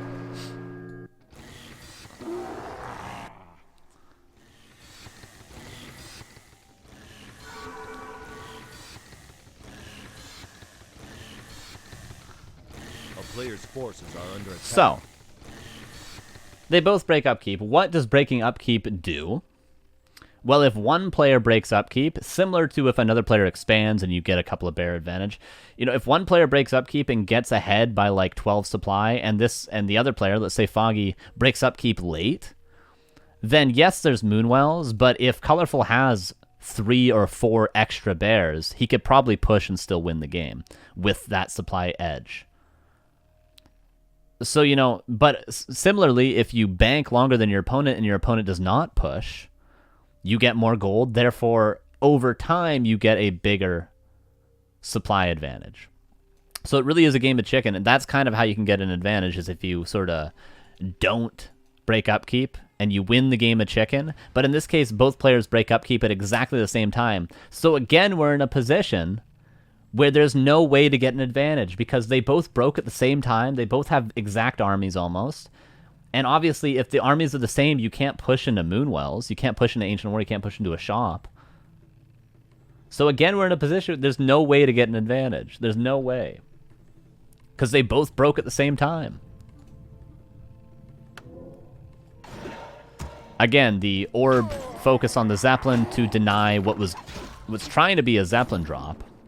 This is how Foggy's trying to get ahead. He's trying to get ahead through economic gain, through killing the gold mine and then TPing out. Worth noting that if Foggy kills the gold mine and town portals out, he only gets about, what, a 250 gold advantage. That's all he gets. He gets a heal scroll out of it because he spends 350 on the town portal. Colorful gets 600 lost, but eventually he gets the 600 back. So Foggy's investing, if he goes into the base right now, which he's going to do, and Zeppelin drops and town portals away, that's 350 gold that's gone forever. But this gold is eventually going to be mined by Colorful because we're in such a stalematey game. Right? So that's another point that is worth thinking about here. Forces are under attack. So when Foggy gets this economic edge in killing the gold mine, he's got to do something with it, or after a while, it's not going to be an advantage any longer. Once both the gold mines have mined out, right?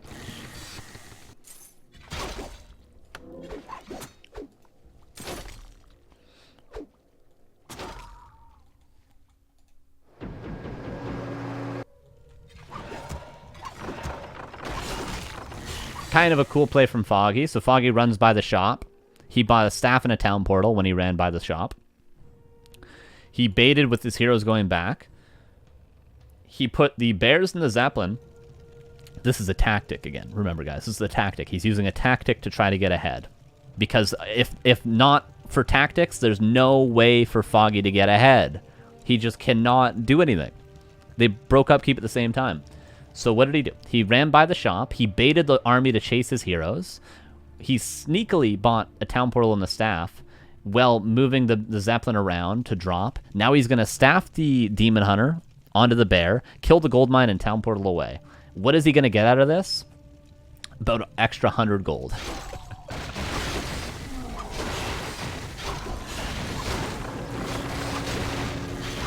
So again, Foggy kills the gold mine. But because the damage on the Zeppelin it would be too risky for Foggy to try to ferry out of here, so he's got a town portal. So 600 gold again. 600 gold again, right? That's going to translate to like 4,000 to 3,000, so about an extra 1,000 gold. But it's getting a little ridiculous, right? But Foggy invested not only a town portal, where Colorful didn't, but he also bought the staff just for that play. So that was 500 gold invested forever from Foggy for a 600 gold advantage. So he gained 100 gold in the short term. Foggy did right there. 100 gold in the short term. That's the advantage that Foggy just gained. So every little tactic, tiny bit of an edge. Tiny bit of an edge. Yeah, the upgrades, let's talk about the upgrades. They're both eventually going to get to 3-3. But for now, it's 3-1 versus 2-2. But 3-2's on the way, and soon enough, 3-2's going to be on the way. So they did a different order of upgrades. I don't know what the best way to play. Got a Wisp as well? Pog. He got a Wisp as well. As long as Colorful still has 5 Wisps, he's fine, right? Because he's got the Shredder. Okay. So, over time, Foggy's going to have a lot of gold, right? Foggy's going to make the first pretty big mistake here, actually, of the game. But it's not going to end up being a mistake. It's going to work out fine for him, but this is a mistake that Foggy does right here. This is a mistake. What's Foggy's mistake? I told you guys we were going to spend a long time on this replay. Over time, Colorful will have 500 extra gold. Yes, he'll have gold for longer, which is why it's important to note the gold that Foggy invests to get the gold mine kill, the town portal and the staff of teleportation, and the heal scroll the first time he dropped, that's gold that Foggy's never going to get back.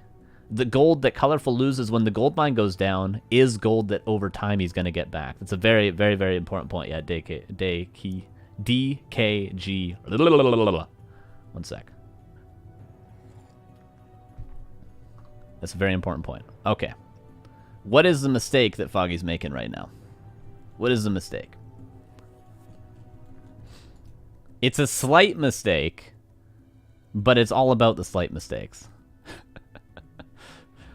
Armin, that was called, I've been talking for 2 hours and 15 minutes straight.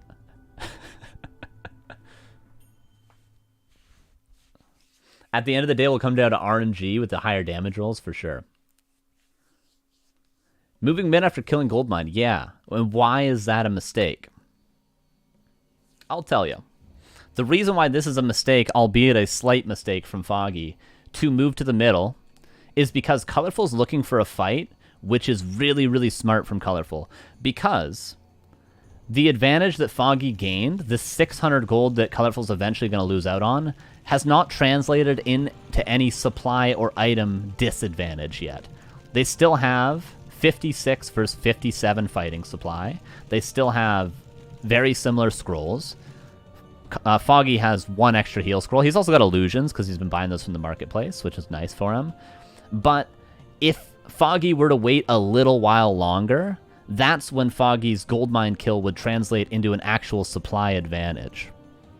Right? That's when he would actually get 2 extra bears from that 600 gold that Colorful's not going to mine. It's in 30, 40 seconds. It's not right immediately after. So Colorful's smart to fight because he knows that hasn't translated into an advantage yet. He says, okay, if we fight right now, at least we'll be even.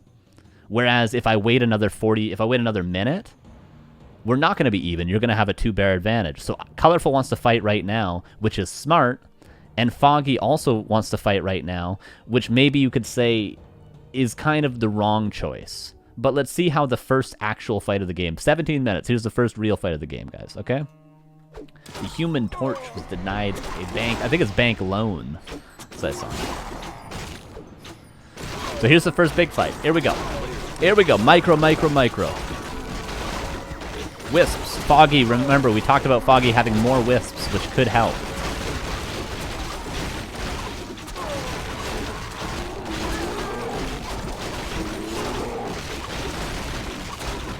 Oh, Zeppelin. Foggy with the Zeppelin micro. Woo! I think Colorful has the Zeppelin somewhere as well. Yeah, there it is. It's coming. You see it flying? The Zeppelin's coming across. 17.5 minutes. This is the first fight, guys. Potion of Vulnerability used. Heal Scrolls used. Protection Scroll not yet used. This is the only consumable left over.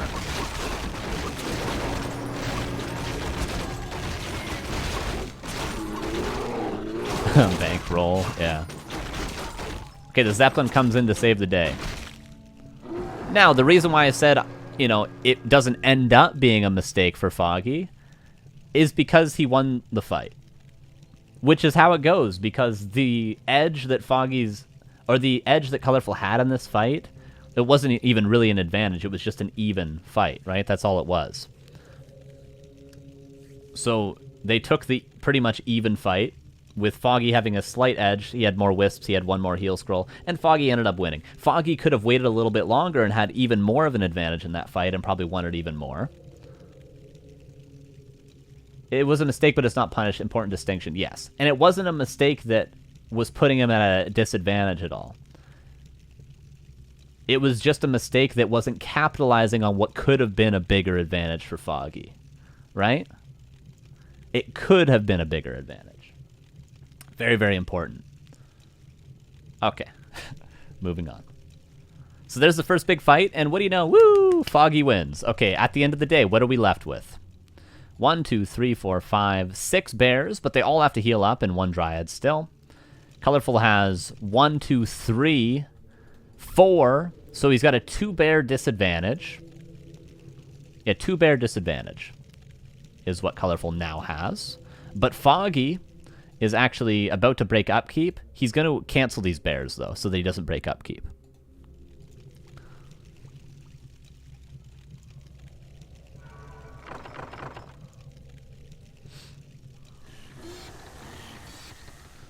Now, would Foggy be able to push and end the game right now? No. Because there's Moonwells, there's a shop, there's a Shredder that wasn't pulled, that could have been. Maybe it was pulled for that fight, I don't remember. And there's going to be earlier reinforcements. There's no way. Foggy, he's going to try to, but he's not going to be able to win the fight here. Because look, there's already, you know, bears on the way. Like, the supply is going to be even in 30 seconds. Yeah, Foggy canceled the bears because he wants to bank again.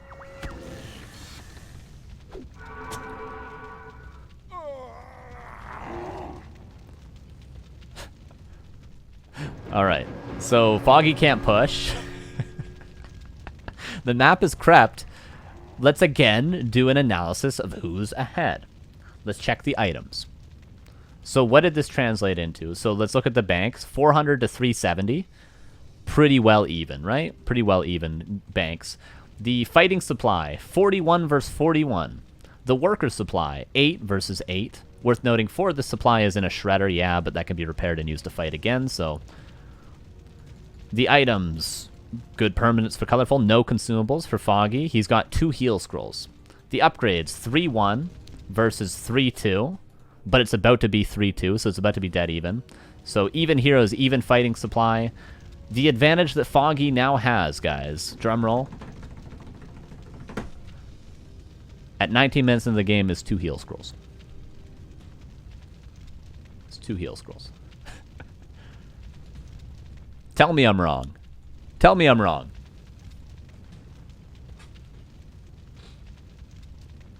All of this, he's got 2 heal scrolls to show for it. Now, what does Colorful have in his back pocket? Of course, thinking back to this, let's look. He's got 4,100. What does Foggy have? 2,200. That's a 1,900 gold difference. So when this gold mine runs out, and Foggy is forced to... get Nature's Blessing, which is going to be an investment, and move it over here, move it over here. All that time, Colorful is going to be able to mine away for another 3 minutes on his gold mine.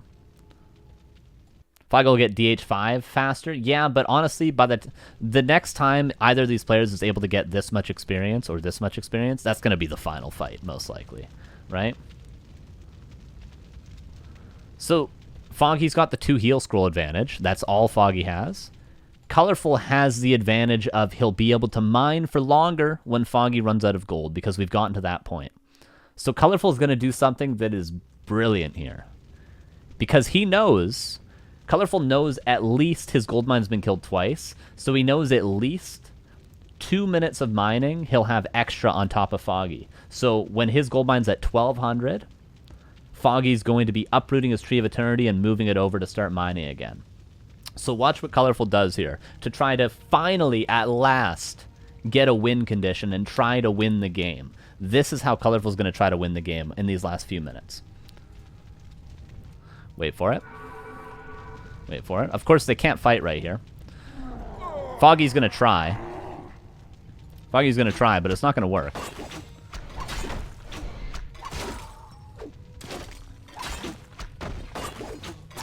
He's got +1 armor for about another 10 seconds, Skywalker. Yeah, see, there the second armor kicks in. Okay, kills a Moonwell. Yay, kills a Moonwell. Colorful's going to break upkeep right away, but we can read more into this. We can read more into this. Alright, Foggy's got to run away. And Foggy's, of course, going to continue banking until this runs out, and then he's going to break upkeep as soon as this runs out, right? For Colorful, what's he going to do? He needs to rebuild his Moonwells now, but he's going to break upkeep. And if this Moonwell hadn't have died, he still would have done this. What Colorful's doing now, knowing that he's going to be mining long after Foggy runs out, Colorful's going to break upkeep right now and get as many bears as he possibly can so that he can push as soon as Foggy uproots this and moves it over to this tree, or moves it over to this expansion. So Colorful, knowing that it doesn't even matter if he loses 3 gold to upkeep every tick, because he's got extra gold, he's just going to break upkeep right now and go for one final big push with that slight gold advantage he's going to end up having. But he lost a Moonwell, which kind of sucks for him, honestly. It's kind of rough. A player's forces are under attack.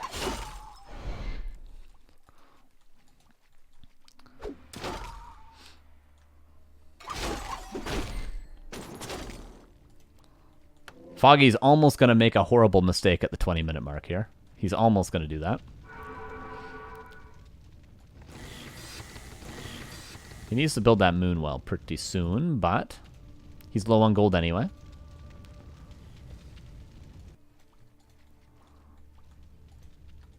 Foggy's going to get illusions again, by the way. Sells the claws, gets illusions. Very, very good in Bear Mirror, of course. We all know that.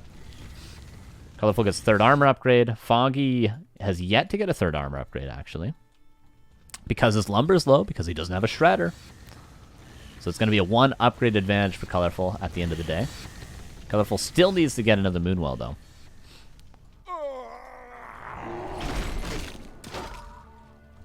But, tick-tock, you guys seen 24. 2 minutes left. 2 minutes left until Colorful has a definitive advantage for the first time this game. He has 1 base economy versus no base economy for at least about 30-40 seconds. Well, for longer than that, for about 2 minutes, right? You realize Colorful only has 1 staff? Yeah, he's been kind of slot-starved the whole game. And you need heal, scrolls, potion, and vulnerability. It's tough to just have the slots to have double staff. Foggy kind of has that luxury.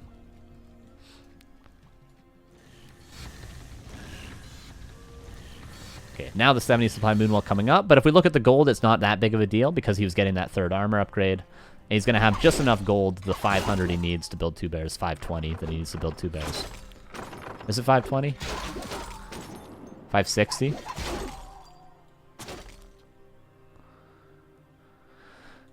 Again, Colorful's just doing this to try to find this Zeppelin, if he can, to put some damage on it.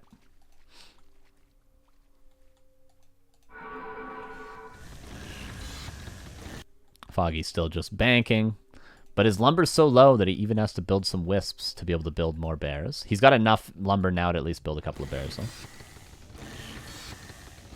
Oh yeah, the mistake's coming up. At the 23-minute mark.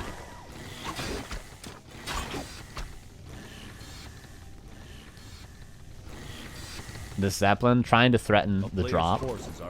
It's worth noting, right, that this Zeppelin, it seems like it hasn't been that much of a threat for Colorful this game, but this is extremely difficult for a lot of players to deal with. Laliat, for instance, almost always when he sees the Zeppelin, builds an Ancient of Wind to get a Hippogriff. But, like, Colorful doesn't have a town portal. He hasn't bought a second town portal the whole game. He's only had the 1. The one was when he crept the red camp, remember, and he town portaled back home. That's the only town portal Colorful's bought this game. Now, if you're caught at a position like over here, and Foggy Zeppelin drops your Tree of Eternity, he's going to kill your Tree of Eternity because he has Fork Lightning to kill the Repairing Wisps. So it's worth noting that Colorful is doing a lot of crazy scouting and has really good map awareness to not rebuy a town portal despite this aggressive Zeppelin play. This is very difficult to do. Let this not be understated. By the way, Nature's Blessing, of course, for both players to start walking their trees over. Foggy's already got his because he's about to run out in 7 seconds. And then as soon as his gold mine runs out, Foggy's going to start breaking upkeep. He's waiting for a bit of lumber, but he will break upkeep as soon as he can. Yeah, and Foggy's doing this to stay under 50 supply. Yes, 100%. Okay, the gold mine's out. And this is 2 minutes and 40... What is it? 2 minutes and 57 seconds. 2 minutes and 57 seconds of mining left for Colorful. And Foggy has about 2 minutes to walk this tree over and then entangle this gold mine, which takes 60 seconds. So Colorful's got about 2 minutes of extra mining now. And look at the supply, 66, versus Foggy with this 1,200 gold, he's going to be able to get to about 66. He's going to be able to build about 4 bears. So they're going to be even supply just if Colorful doesn't build another bear for the rest of this game. But he can get at least one more with the supply that he has available. The player's forces are under attack.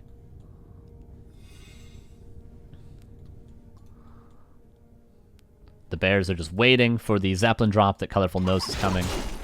Here we go. The 23-minute mark. This is where the mistake almost happens. Colorful smartly keeps his Dryad around. Foggy almost just loses the game right here. For, like, really no reason.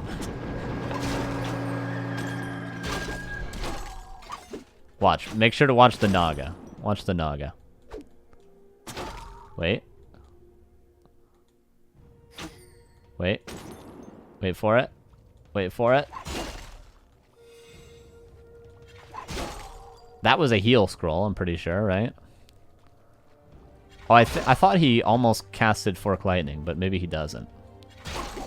Okay, boots get, or push invulnerability gets past. So Foggy almost just lost the game right there for really no gain at all. So it's, you know, quite a big mistake almost from Foggy. A player's forces are under attack. Oh, the fork did get canceled? Okay, I just missed it in that instance then. And Colorful, again, he's just getting as much as he can because he knows. Colorful knows, of course, he can also walk his Tree of Eternity over here and start mining. Sure.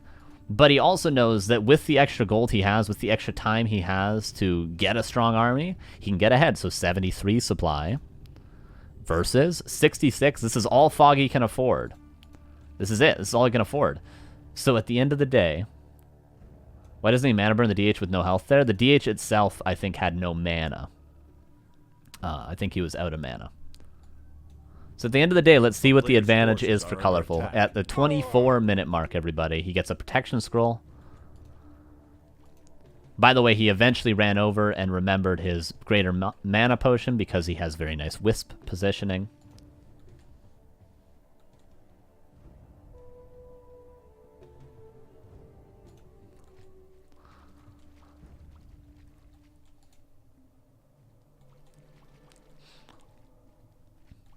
All right.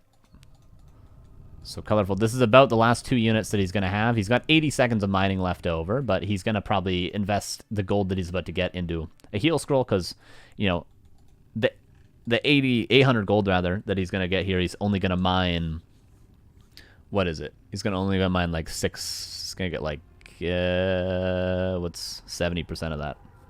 You guys know. I don't know. 600 gold or something out of that. So he's going to buy a heal scroll, and then he's going to have like 500 gold left over for like maybe one more bear or something. Whatever, right? The game is coming to a close, okay? It's going to end very soon. So Foggy's about to be mining. 30 seconds. And then the roles are going to reverse. 595. Thank you, medium. The roles are going to reverse. So Colorful had the mining while Foggy was moving his Tree of Eternity over. And soon enough, in 1 minute, Foggy's going to be mining when Colorful has to have 2 minutes of downtime without mining. Right? So remember that. The roles are about to reverse. So, Colorful, let's wait for him to buy a heal scroll, because that's what he's here for. Maybe push him invulnerability? No, probably heal scroll. Okay, he got a heal scroll. Wait for it. Oh, he didn't get it. Okay, so he just got the heal scroll. Okay, guys. This gold's about to be out. He's not going to be able to do anything else with this gold here. Maybe one more reinforcing unit at that. But really, he's going for it. He's pushing. So, let's get a count. One final time. Let's check and see who's ahead, guys. Let's check. One final time for this game. And then we'll finally be done with this. The longest replay, I think, ever in TheoryCraft history, officially. Even though we've analyzed 35-minute games.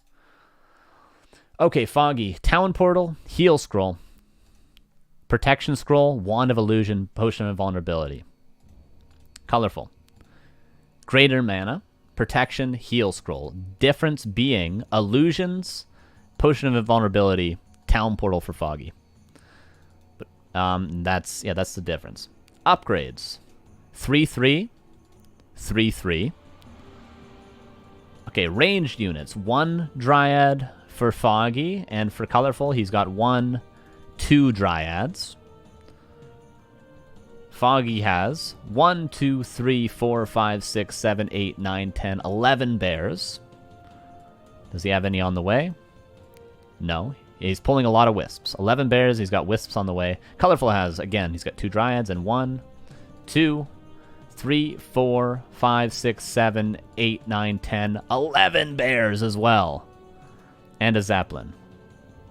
Does he really only have does he have 11 bears? So he's got 11 bears and a Shredder. And a Shredder. Does he have anything else coming? No. Am I missing a bear? No, 11 bears, right? I didn't miscount. So, guys, for the last time in this replay, the difference is Colorful has a Dryad and a Shredder extra. And Foggy has a Town Portal and Illusions. Colorful also has a Greater Mana. Foggy should walk his expo, shop to his expo, yeah. And Endurance Aura, yes. But after all this, after all this, who's going to win the fight? After all this, who's going to win the fight, guys?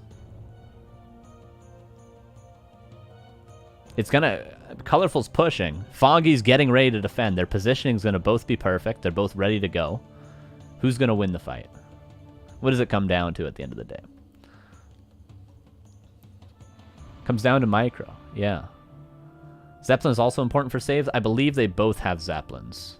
Did Foggy save his? I think Foggy saved his. Am I missing his Zeppelin? Because obviously Colorful has his, yeah.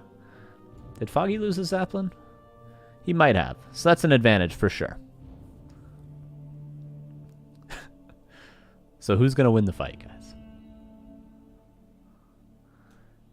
If Foggy uses the Wisps, he wins this. Foggy also has closer Moonwells. Micro and thus Colorful, because Colorful is better micro. Alright, so we're a little bit split. They both played so well up to this point. They really, really did. They really did. And I would say that Colorful did a lot of things a lot better than Foggy. But Foggy was first. So Foggy was a lot greedier. And he also was the more aggressive player, the more proactive player. But Colorful did a lot of things much more smart. Much more smart? Sure. He did better creeping. He broke upkeep at better times. And the one fight they had, Colorful took it at an advantageous time. I can't really save bears with staff. Honestly, the bears that get staffed out, it doesn't even matter. I mean, yes, they won't die, so they won't feed experience for potentially level 5 on the heroes, but whether those bears die or not going to make a difference in this fight. So yeah, it could go either way here. So let's go. 25 minutes. No clear advantage for either player. Let's see.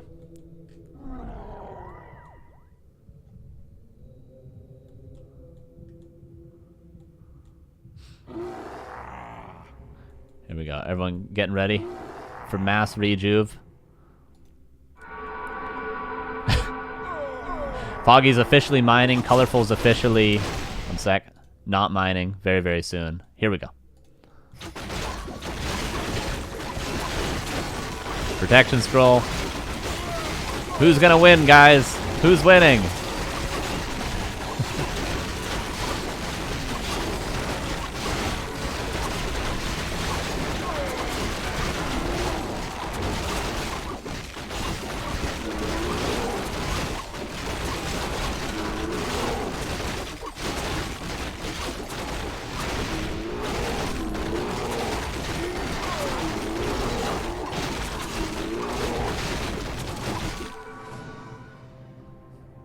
GG is called. Colorful wins.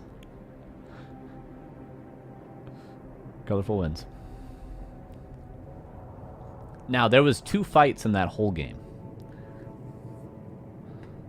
2 fights in that whole game. So now you might be asking yourself, what the hell? What the hell did we do that for? The point I'm trying to make with these games is it's very, very difficult. It may seem boring at face value. These sorts of games. You might say Breakermere, that sucks. Bearmere, super boring. They just sit in their base the whole game. The level at which you have to play to gain an advantage at this level, the genius you have to have in order to get a clear, definitive tactical lead is so huge that it's almost impossible at the top level when you have an even early game for one player to clearly just win off tactics. It always comes down to micro. And this is why I love Bearmere. This is why I think Bearmere is so great and so entertaining. Because it's everything that you don't see. It's everything that you don't see that makes this matchup so beautiful. Now, Priestess versus Demon Hunter is very exciting. There's towers going up and Glaive Throwers killing Moonwells and Huntress running in on top of the archers. Lots of fights. It's very exciting. There's a lot more action. A lot less creeping, a lot more action. But Bearmere, similar with Breakermere, similar to with, you might hate me for saying this, Ted Fiend's Destroyer Mirror. You know, it's the tiny, tiny things. It's a little bit of details, the nuance, the tactics that make the difference. And at the end of the day, this 27-minute long game comes down to micro in a single fight.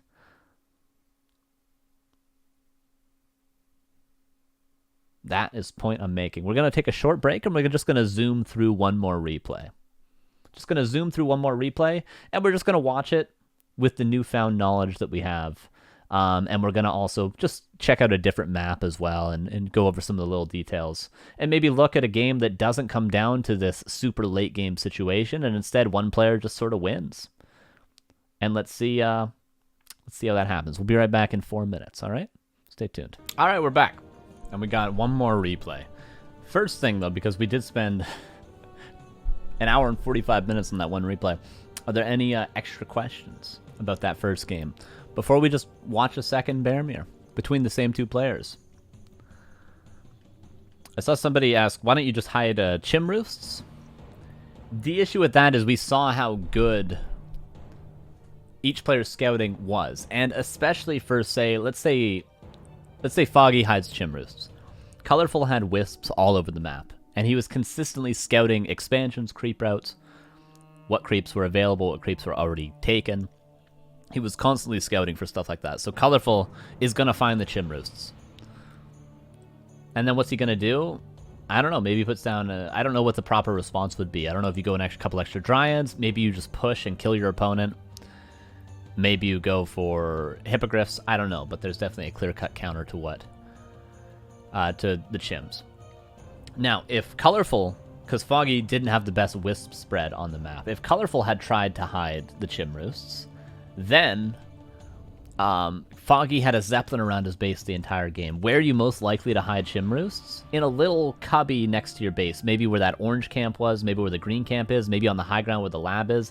The Zeppelin is always going to see chim roosts, unless they're hidden at like the red camp. That's a possibility, but it's a gamble, it's a cheese. Maybe you could build chim roosts at the red camp. That'd be pretty cool. I'd like to see that. Beat it with the 10 months. Thank you, Ricky. He says, yeah, my question is, can you re-explain what you were talking about at 1 hour, 10 minute mark?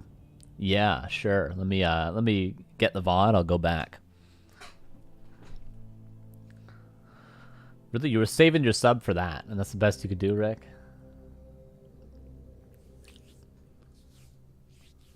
You guys want to hear a funny story before we go to replay number 2 about last night? So last night I messaged Bidu on Discord, right? But first I prepared it. So I went to Google Translate, and I did English to Mandarin translator, right? And I typed a bunch of random words in, just a bunch of random words for like 3 paragraphs, and then I copy and pasted random parts of it and pasted it in, and I translated it. So I had a bunch of what was just essentially Chinese character gibberish. And I go to Bidu and I say to him on Discord in perfect capitalization, I say, "Hello at Bidu, are you there?" And then I wait for Bidu to respond to me. And what did I do immediately? As soon as he responded, I pasted all the Chinese characters in like 3 times. So he just had a wall of Chinese text like the Matrix. And then he texted me. He's like, "Did your Discord get hacked?" It went off without a hitch. My plan went perfectly. Good night, Armin. Thank you for watching. Went off without a hitch. It was beautiful. I was very entertained last night while I was planning this show. Okay, moving on.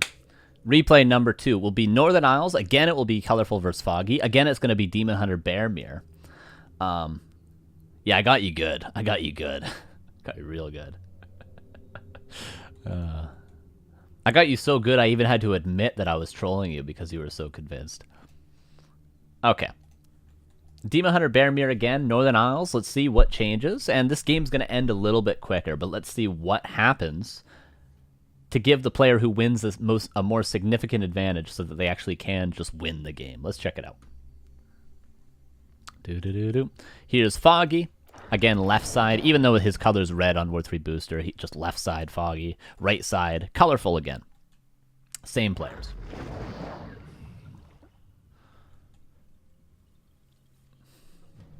All right, so green camp will be crapped. Again, you guys might forget all the details I said in the early game of Tidehunters, but you want an early tech because you're going for bears. You want to get tier 3 and get bears out. So, you're not going to creep like a big camp like this when you're going for Demon Hunter bears because you don't want to have to spend a bunch of gold on repairing, and you're just going to creep the easier camp. So although, yes, you could argue, oh, what's better for a Demon Hunter, a permanent item or a consumable? The more overarching point would be you just don't want to spend a bunch of lumber repairing your Ancient War so you can get your tech going quicker. That's why we're seeing the green camps from both these players. That's why. So no big difference so far. Colorful again goes for that fast Wisp.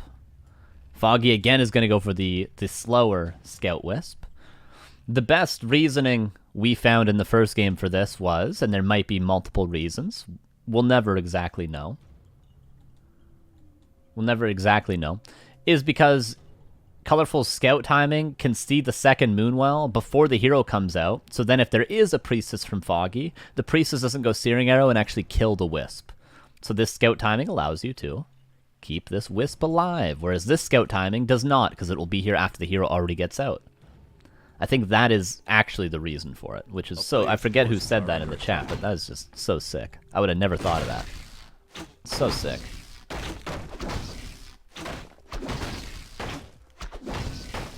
But Foggy will have the greedy build advantage, let's call it.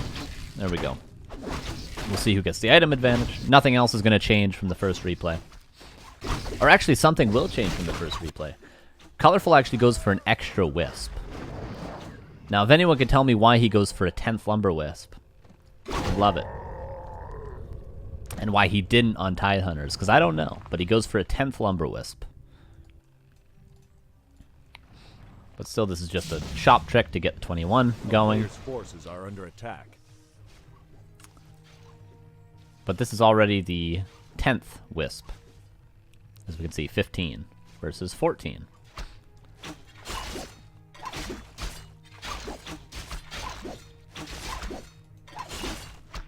Foggy also makes a slight mistake in, notice, Colorful actually skilled evasion first,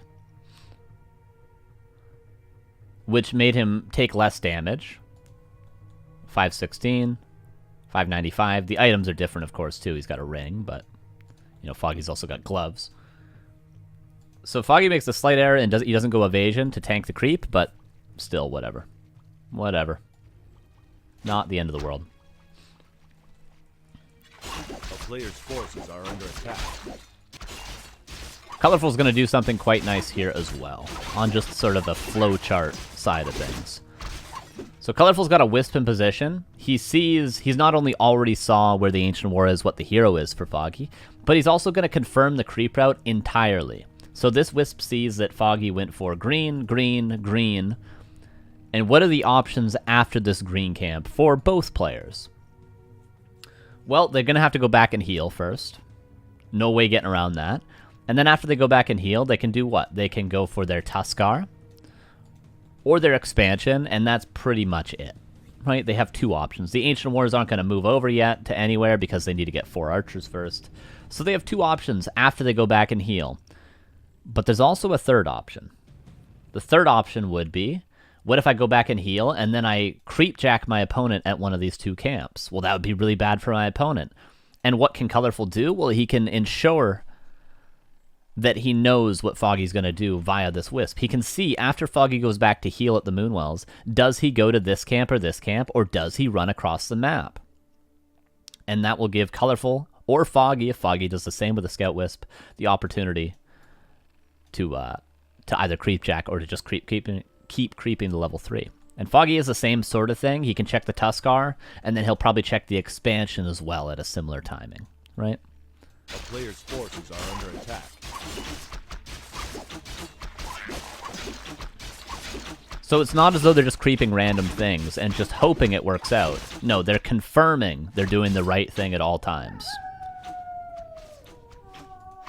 Which is something you have the luxury of being able to do with Night Elf because your scouting is so flexible with Wisps. Look at this timing.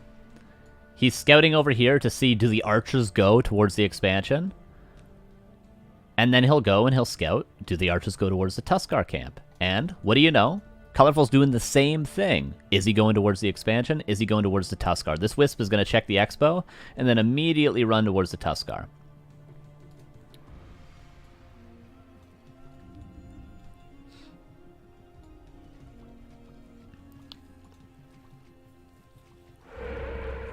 Foggy's going to be first to the shop because Colorful wanted to actually go for the expansion creep, but the Wisp is already there. So Foggy's going to get the circlet and the boots. Could get dust, but he's already got wards. And Colorful sees...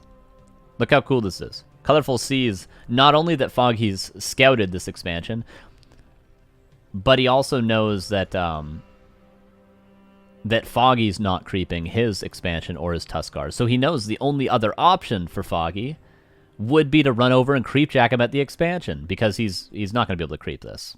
Really, this would be very, very risky right now. He maybe could with 4 archers, but most likely it's not going to happen, especially with Colorful also having a scout to see this.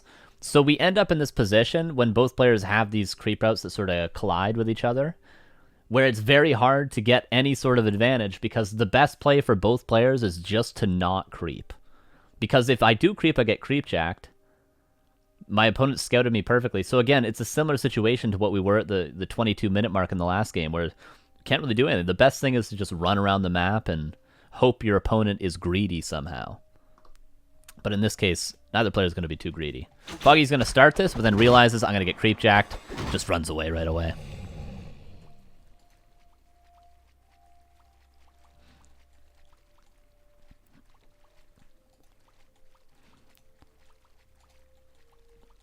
Archers are shadow melded. And the Ancient Wars could uproot and move along. Hunter's Hall, of course, coming up. And Foggy says, okay, we're not going to do any creeping. I might as well go for a Moonwell cancel. So he goes in for that. Colorful reacts perfectly. So the only advantage either player has right now is pretty much items, because this Moonwell, it's going to cost a bit of lumber, but not much else. It's only items. So who's got the better items? Foggy has slightly better items. Everything else is dead even still after these opening exchanges. And how would either player gain an advantage? They need to try to sneak a creep camp without getting creep jacked. And then the other player is going to try to do the same. So who can be sneakier, who can be greedier without getting punished, is the only way you're able to gain an advantage at this stage. Foggy's got wards, though, so his job is made easier.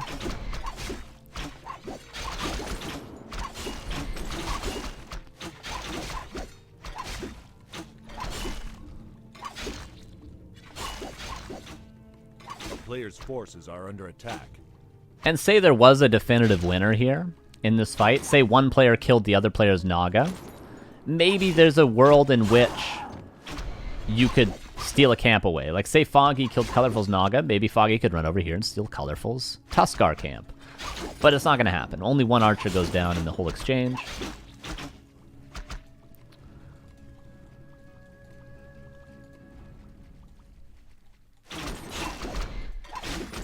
And both players just pretty much trading one for one. If Colorful manages to get an archer kill, it'd be dead even again.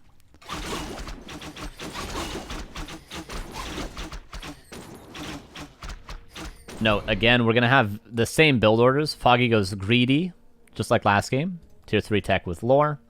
Colorful goes... I believe he goes for a second lore before teching. We'll keep an eye on it. Again, just Ultra Vision for both players as well. As soon as the Hunter's Hall is done, they get their Ultra Vision.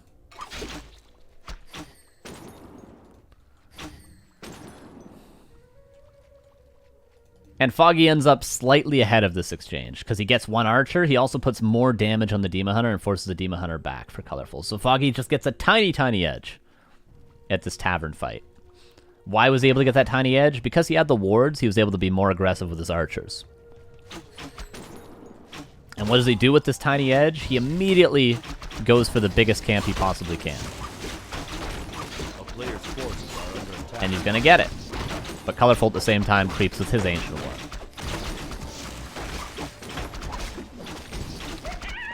Foggy gets creep jacked, so Foggy gets the better item, but Colorful's going to get the more experience on his Naga. So who gets the better of these trades? On paper, you would say Foggy, because he got this middle camp, but it's really hard to tell.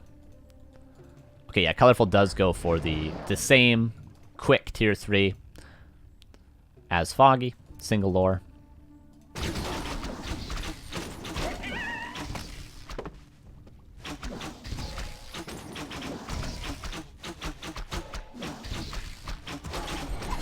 And notice how low of an experience game this is. Both players aren't level 3 Demon Hunter yet. Whereas last game, both players are level 3 Demon Hunter at like the 4-minute mark.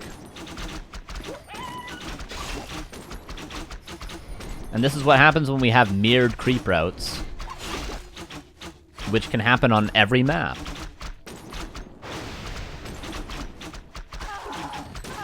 Okay, and a 2-for-1 archer trade, so still pretty much in the same position we were in before. Colorful has the first Dryad, though.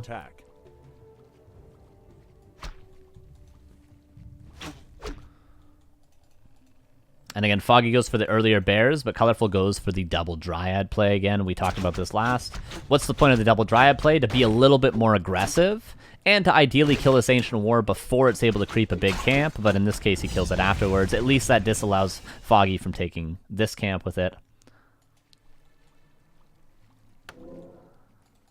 So he's got 2 Dryads so he can be more aggressive. The question is, what does Colorful do with these, you know, this extra Dryad and this earlier Abolish? What can he do with it?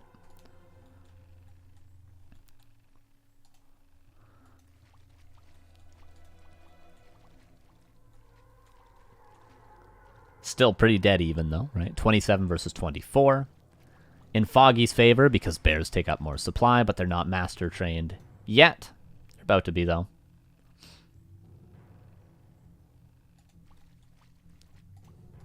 And orb purchased. Orb purchased. So who has an advantage right now? Does anyone have an advantage right now? So let's remember, Foggy got 2 archer kills. Colorful got 1. Foggy got the shop. But Colorful got more experience from his Ancient War creep. So it's hard to say. Hard to say. Foggy should be slightly ahead right now. Foggy should be slightly ahead. Not enough to win the game, but he should be slightly ahead. So let's see how it plays out.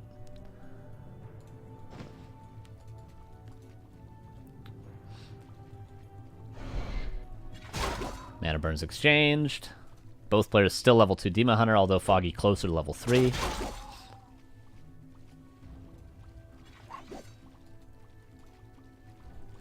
A player's forces are under attack. Foggy backs off and actually gets a full creep camp, getting even further ahead, but Colorful is going to use the map control that he's given by these 2 Dryads and the earlier level 2 Naga, and the fact that his Demon Hunter had more mana than Foggy's, and he's actually going to get the more valuable camp. So now both players have gotten a very valuable camp. And Healthstone, which is nice. Colorful gets level 3, Foggy also gets level 3, and Foggy gets another one of his camps. And Greater Heal, Healthstone, they both have nice consumables. Ring.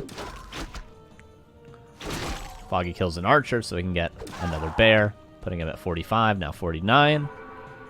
And again, who's ahead? We have a TP, Greater Heal, Healthstone push him invulnerability. Foggy has 1, 2, 3 bears, 2 archers, and a dryad. Colorful has 2 dryads, 2 archers, and 2 bears, with a 3rd bear on the way. So the bear count will be even. This is about to be a 4th bear. This is about to be a 4th and 5th bear. So pretty much even. Colorful's got, you know, an extra dryad, and Foggy's got an extra bear in a little while.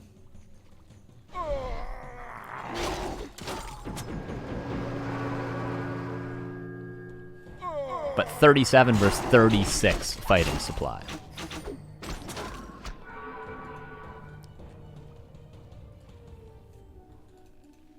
And Mark the Claw coming up. You always get Mark the Claw when you're already at 50 supply, which Colorful is. Foggy's probably going to get his.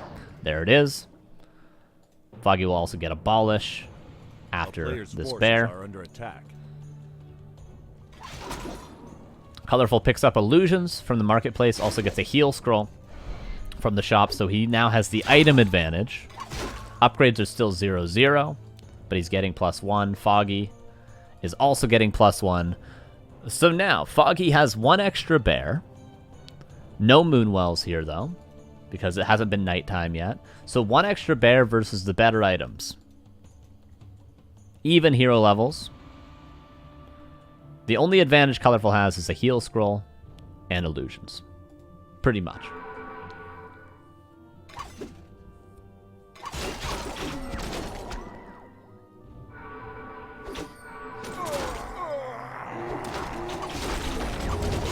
There are the illusions.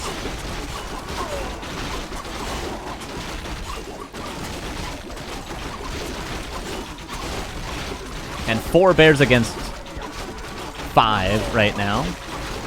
Right? But an extra Dryad and a heal scroll and illusions. So those definitely make up for the 1 extra bear. And Foggy has pretty much no Moonwell mana, so that's not an advantage. So really it comes down to micro here. Either player could have won this fight.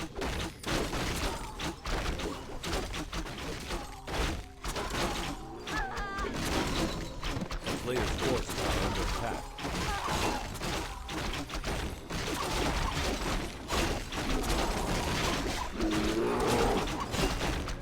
But who's actually going to win the fight?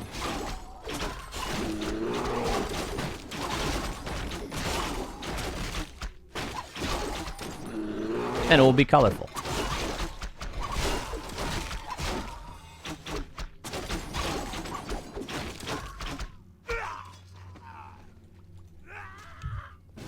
And how did he do it? Again, he did it with micro. The 12-minute game ends exactly the same as the 27-minute game. 1 big fight and colorful micros slightly better. Has about 1 tiny advantage, that being a heal scroll. And he wins the game. And that just further reinforces the point that Bearmere is very hard to find a win condition to find an advantage in. If that push had not worked, we probably would have gone again into a long stalemate where they're trying to get 3/3 upgrades. Again.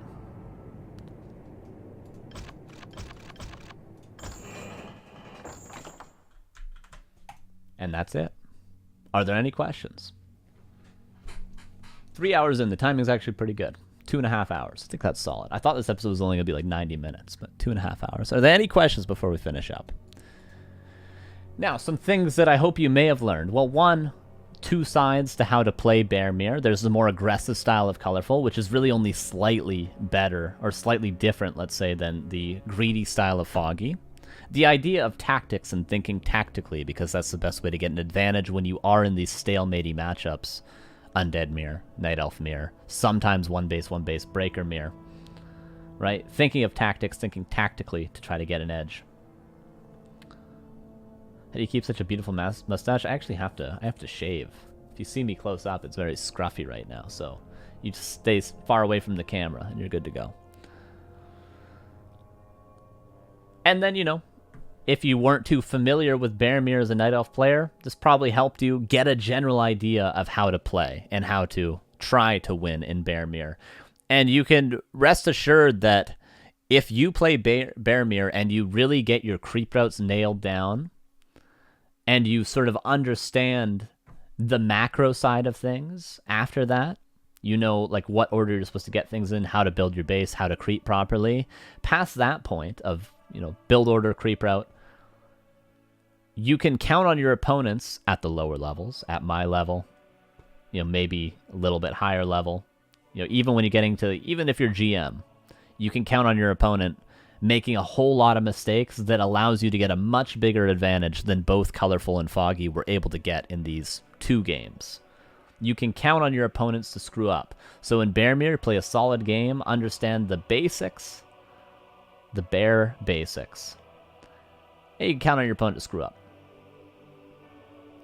And then you can just enjoy the ride until you get to a level where you have to do crazy tactics like these players had to, just to scrape a tiny advantage together. Is there an ELO now on BNet? No, there is on War 3 Champions, though. If you go war3champions.com.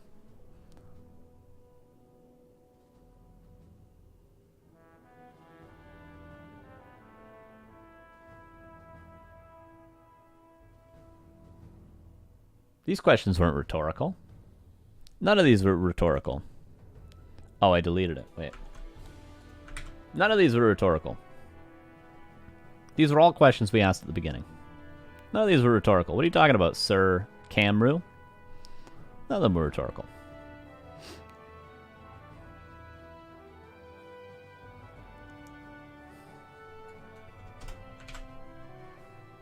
Alright, so next episode is going to be Human. That's next week, which will probably be from DreamHack replays. Yeah, I'll link you. This is it. war3champions.com. That's it.